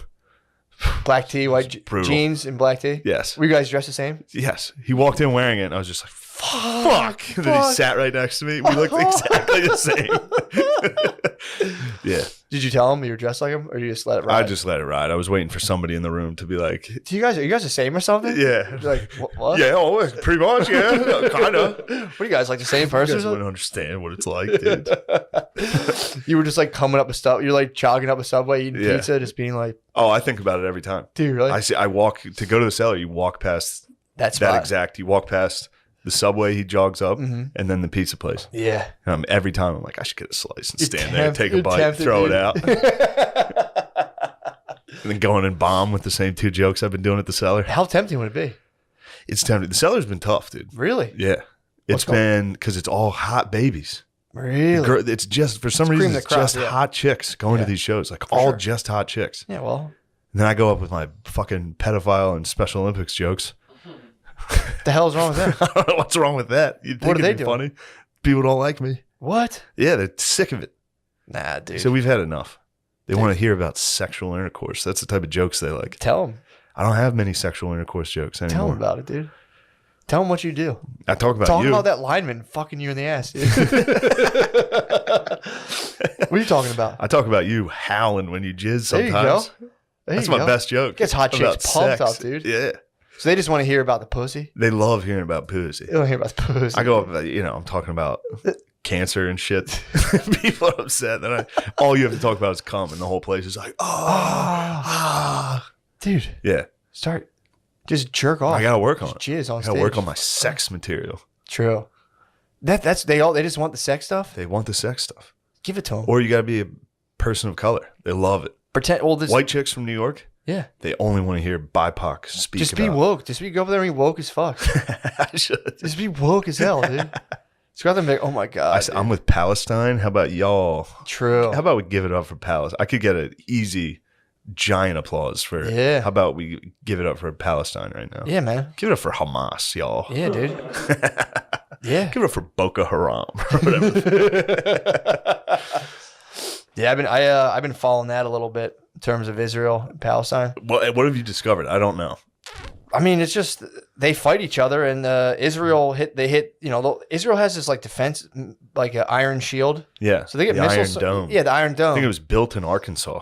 Was it really? Yeah. I Hilarious. think it was manufactured in. The Iron Dome. Yes. So yeah, they get like when they get missiled, they don't get hit that bad, and then they'll counterstrike and just kill like 20 kids, and be like, "Well, we told them to get out." They hit the fucking press building, which that was like, whoa, Yeah. that's pretty nuts. Yeah. Taking out a newspaper, but like we told journalists to leave or we would fire. Like it's their Yeah. job to not. And then I did see that where they put out like a statement of why we did it. They like said tweeted it out. They were like, Hamas is in that building too. they're in there. Yeah. Yeah, dude. Fuck, who tweeted that? They were like, it'd be funny if Al Qaeda would have put this out after 9/11. Like, well, Like, I know there were some people in there, but this is why we did it. yeah, the whole thing sucks, dude. It's like it seems to stop leading credence to like being the whole idea of being like I'm this type of person and it's like you might have to all give it up, man. Might have to Yeah. all give it up. Every single one of us, dude. I went into a rabbit hole off of this Israel-Palestine thing, but not following that. I started following stampedes at religious ceremonies. Nice. Nice. Israel, I didn't know the Jews got down like that too. Oh, yeah, dude. I always thought it was Muslim stampedes. No, they stampede hard, The too. Jews will stampede. They I get think- spooked at the watering hole. Yeah, what are the Muslims? The Muslims spin around the thing. They both do. They both both do the spin the circle thing? dance. They love. Well, Which- Muslims do the thing in Mecca. You got to circle it 5 times. What is like Muslims go clockwise and Jews go counterclockwise? Probably. And they fucking They clash fuck and you, stampede. Dude, fuck you, dude. Yeah, It's a wall. It's like the wall of death, dude. In a mosh pit, it really is. they just mosh around the fucking wailing wall. I saw a video. There was a video recently of a bleacher collapse, packed to the brim with Jews dancing. Dude, they're dancing on the bleachers. Yeah, What were they celebrating? like here we going to get you. Dun, dun, dun, dun, dun, dun, dun. Just fucking. Dude. That's a sick song, dude. Halftime. And they fucking where were they though? I think in Israel. I don't know. So they're just getting pumped up, They were doing the back and forth Yeah. dance. Like Just like a basketball team pregame. getting ready. They're fucking- Da-na-na-na-na-na. Hey. True. And then it just Damn. it's crazy. Yeah, and then I looked they up. just sent like 5 missiles over to I the think- Gaza yeah, Strip they're in like- response. Fuck! Who the fuck loosened these I think balls? 2 people died in Really? that one. Then I watched one. I think it was 2 years ago. 44 died in a stampede at this one thing. Why were they stampeding? I have no idea. getting fired Another up. bleacher collapse. What? Yes, and then a Stay bunch off of the people tried to bleachers. get off the damn bleachers. What the What the fuck's going on the bleachers? Yeah. Yeah, they're getting fired up, man. It's a fucking nightmare, dude. What you guys? You guys watching the collapse? We're trying to figure out what's up about it, but They're just stomp. They stomp hard, dude. it was a synagogue. Yeah, they stomp. It was a synagogue with bleachers. Like Damn. a mega synagogue. Yeah, it says it was a synagogue in the West Bank, and 200 people got injured. Like the whole thing just collapsed. Yeah. 2 people Oh. died. It says that the building wasn't like completely finished, and they were just like packing the gills, you know, What is the synagogue still in existence to this Did day? you say packing the gills? to the gills. Packed to the Oh, I gills. wasn't sure if you thought it was packing the gills. No. All right, sorry. I didn't mean to be a cunt there. You're a pretty con. Oh, that's a little cunt. You're just quality control. say that? You- Did you not know that One this thing is about how me, it I'm a was? stickler for grammar. I just love grammar. You're just making sure that people aren't fucking up. Yeah, That's all you run a tight because I ship. can understand. Because every once in a while there's a would I say colloquialism? Yeah, Would that be like a saying, colloquialism. Yeah, or is that just a localized saying? it's like a local saying. It's good for me to correct someone and then not know what the fuck I'm talking about either. But Yeah, we're all like a saying, you can get wrong like that, sure. like packing the gills. Oh yeah, You know, done it because myself. it makes sense in your head. You're like shoving things in gills. You know, Packed to the gills. So they were at this. They were at the Megagog, getting fired Yeah. up. Jew Olstein was up there. Jewel Olstein. He's up there. 600 people were in the synagogue. Whew. Damn. When was this? You should see it. The synagogue's small. May is when it Was this during COVID? It was. No, it's just like This is 3 2 days days ago. ago. Yeah. That's what I'm more pissed about. Yeah, no man. What the fuck, man? The CDC is not totally clear yet on indoor stuff. Were they all vaccinated? Does anyone know that? Doubt it. I'm really worried about Israel right now and Palestine. The fact that they're gathering like that without being properly vaccinated in close quarters. Were they all 6 feet apart at least? No way. What the No way. fuck? Oh, There's dude. 600 of them. And That- the building wasn't even the- done being built yet. The capacity Packed of in that the building gills, must man. have been 80. Packed in the What? Dude. I knew it was bad over there, but I didn't know it was that bad. A little boy died too. Ah, Yeah. it's Well, that not happens over funny there. That happens anymore. It all looks like time. they fell in like a wave. Like they went down and they were like, whoa, you know? Damn. Well, I don't think it's funny. One It's not little boy funny, it's died. just what One happened. little boy got crushed. One boy got crushed in the Megagog. Fuck, that sucks. Oh, man. another one. The other one, it came 16 days after an ultra Orthodox church. Like it got like crushed and 45 people died there Here, Matt. Just right after that? before. Oh, fuck. 2 Fuck, weeks man. before. What? Who's making their seating? Sorry, everybody. Palestinians. Oh my god, dude. Yeah, it's just. We should probably pause. No, we can watch. At least 200 people were killed. Oh, then it turns into a stampede. There's the back. Oh, I never saw the back. Oh no, this is the The boys were on the bleacher. Okay, I didn't show the collapse in the one. Yeah, the bleachers went down, dude. Yeah.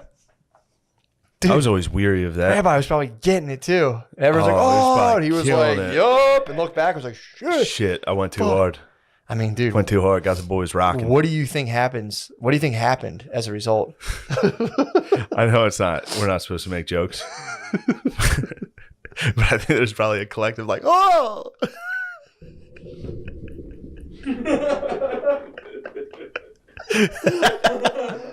It's only funny because it's not funny at all. It's not funny at all. I'm saying Just from, like the Trump flag. from a legal The Trump perspective. flag behind there is like, it's not funny. It's like, in fact, it's so funny that it's not funny.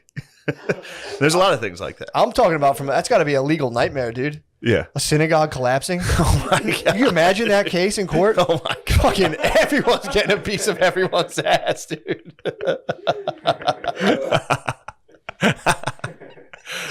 People are like, Yeah. I don't even know what's occurring right now. Everybody. It's like, in well, neck that guy braces. elbowed me as he fell. I think everybody in Israel tomorrow is going to be in neck braces. It's like, were you there? It's like, yeah. They're going to be on UBI after that, the whole country. That's not funny. That's not funny at all, dude. But I love that now that Palestine and Israel are at war and the left supports Palestine, we can be anti-Semitic again. Yeah. Well, it's funny too. Like, it's just a group of people you can make fun of, like any other group of people.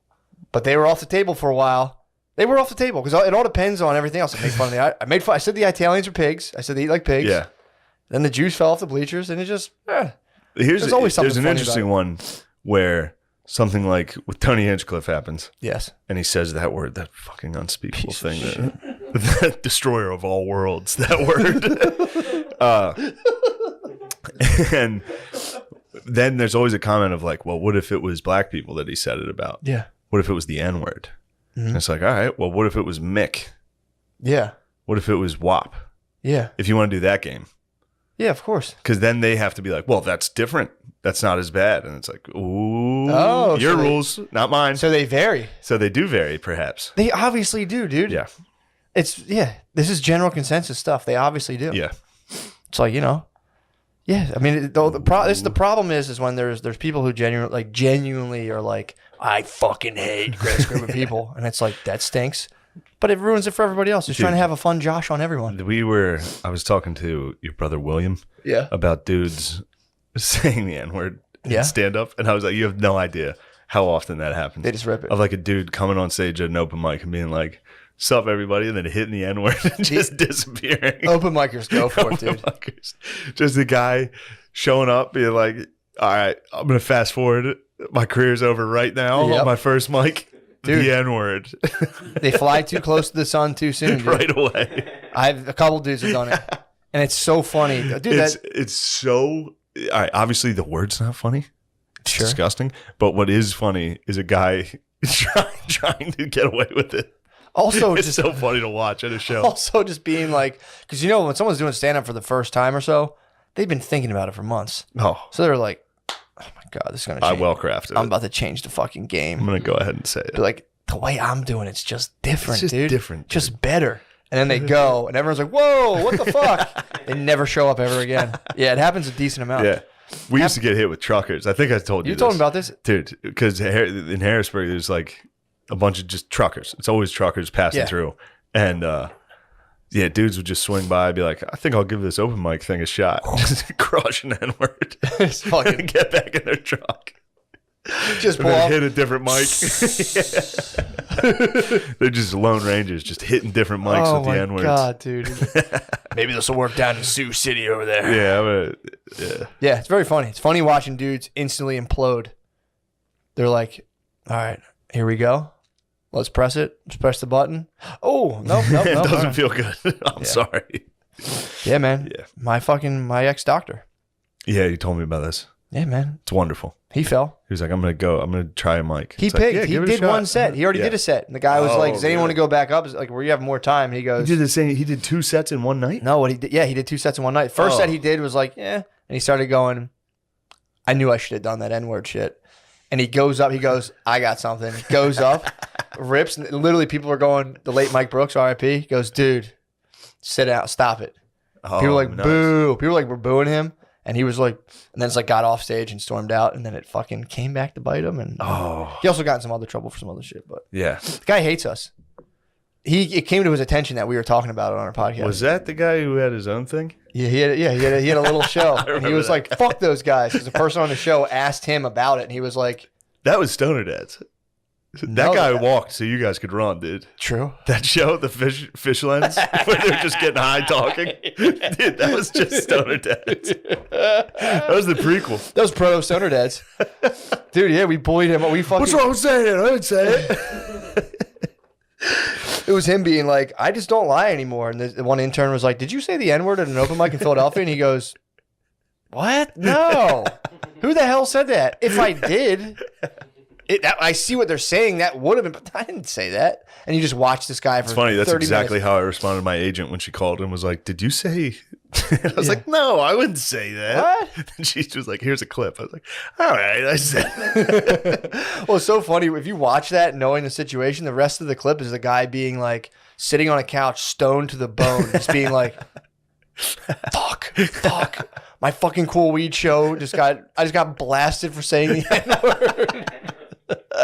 I just sit there just going, you can see it just in like Deep Space Nine, just like, what the fuck? I was genuinely like feeling like, fuck. watching it, being like, that must be the worst fucking feeling. Oh, fuck, dude. It's, I know if you don't know, you can't know. But open micers, if you go to an open mic and you see a random, it's usually just a disheveled 40 to 50-year-old man coming on stage being like, hey, everybody. And then just fucking... Oh, yeah. What was that? Do you guys 2 cents? Whoa. Yeah, man. Yeah. You can spot them. You can They're spot there. They're there. They're kind of in the corner doing their own It's thing. its own creature. Yeah, There's it a lot is. of creatures at an open mic, and that's a very distinct It's a creature. scorpion of open mics, dude. They're just You ready. find them under rocks. They glow. There's also the black nerd, Oh yeah. very prevalent. Oh yeah. What else is there? There's white autists throughout. That's a lot. A lot of white autists. Lesbians, former burlesque dancers, a lot of that. Oh yeah. A lot of burlesque turned. Yeah, they figured they'll get into that. I'm trying to think what else is. I mean, there's like, obviously there's alt. There's also obviously alpha ballers that everybody hates that's because they're true, misunderstood. They're just misunderstood, bro. Yeah, there's that. There's alt white guys. There's like, there's even some like A lot of musicians. A lot of dudes try that to do. did Yeah. music first, do stand up. Yeah. Usually not the best. But the most dangerous of all is the roaming occasional N-word. Scorpion, dude. The scorpion. The scorpion's out there. They're rare. And there's like, you look at like groups and be like, all right, that guy's one of those guys, and you see one of those dudes and you go, that guy's rolling solo That guy's, yeah. for life, dude. Yes. He's rolling solo for life. Trying to find friends. Looking in all the wrong places. I know, dude. Using Saying all the wrong things, dude. Wrong bait. Yeah. Well, hell yeah, dude. Yeah, let's you got a big announcement. About to get into it, dude. Matt's got his copybook. Come on, baby. Before Damn. the flood. That's from the book. Before the flood. So that's where my research started, and it branched into some No interesting spoilers. territory. But Matt's got a research project, historical, Patreon. for the Patreon. Yeah. So join us there. I would say Also, historio-philosophical, it's like philosophic, historical. It's like a lot of different stuff. Historio-philosophical. sounds like it could be gibberish, but we'll find I out. was worried. No, I had to do a couple edits because I was like, The more gibberish, the better. To be honest, this will be wild. And it's going to be a two-parter, so I don't know if I'll be able to fit everything in one. I will be the 21st and 22nd this weekend. So this Friday and Saturday in Springfield, Missouri. The 27th, 28th, and 29th, we will be at Magooby's Joke House in Baltimore, Maryland. Another big project going on that weekend, too. Oh, yeah, big project. We might tour some battlefields. We're not sure yet. The 11th and 12th, the 11th and 12th of June, I'll be at Governor's in Long Island. Nice. Then 17th, 18th, 19th, Richmond, Virginia. 24th, 25th, and 26th of June, Cleveland, Ohio. Ooh. And then maybe we're thinking about a little Austin trip in July. I'm not sure. That has nothing to do with Rogan, by the way. Yeah. It doesn't. Dude, It we does didn't even not. talk about that. Yeah. That was so funny last week to have to do, Yeah. to not be able to talk about it. It was fun. No Rogies. Yeah, dude. But It's what he'll probably, whatever. We'll see. He'll probably be keeping on. He probably has your location pinged. Yes. You know, he knows where you He's are. going to listen to the cast. Help. Share your location with him. I might DM him and be like, help. Get his number and just share your location, just so he knows where you're at all times. Yeah. Like just Check in on me. Keep a watch on me, dude. Thank you for listening. Join us on the Patreon Yeah, for man. Matthew's presentation. Yep.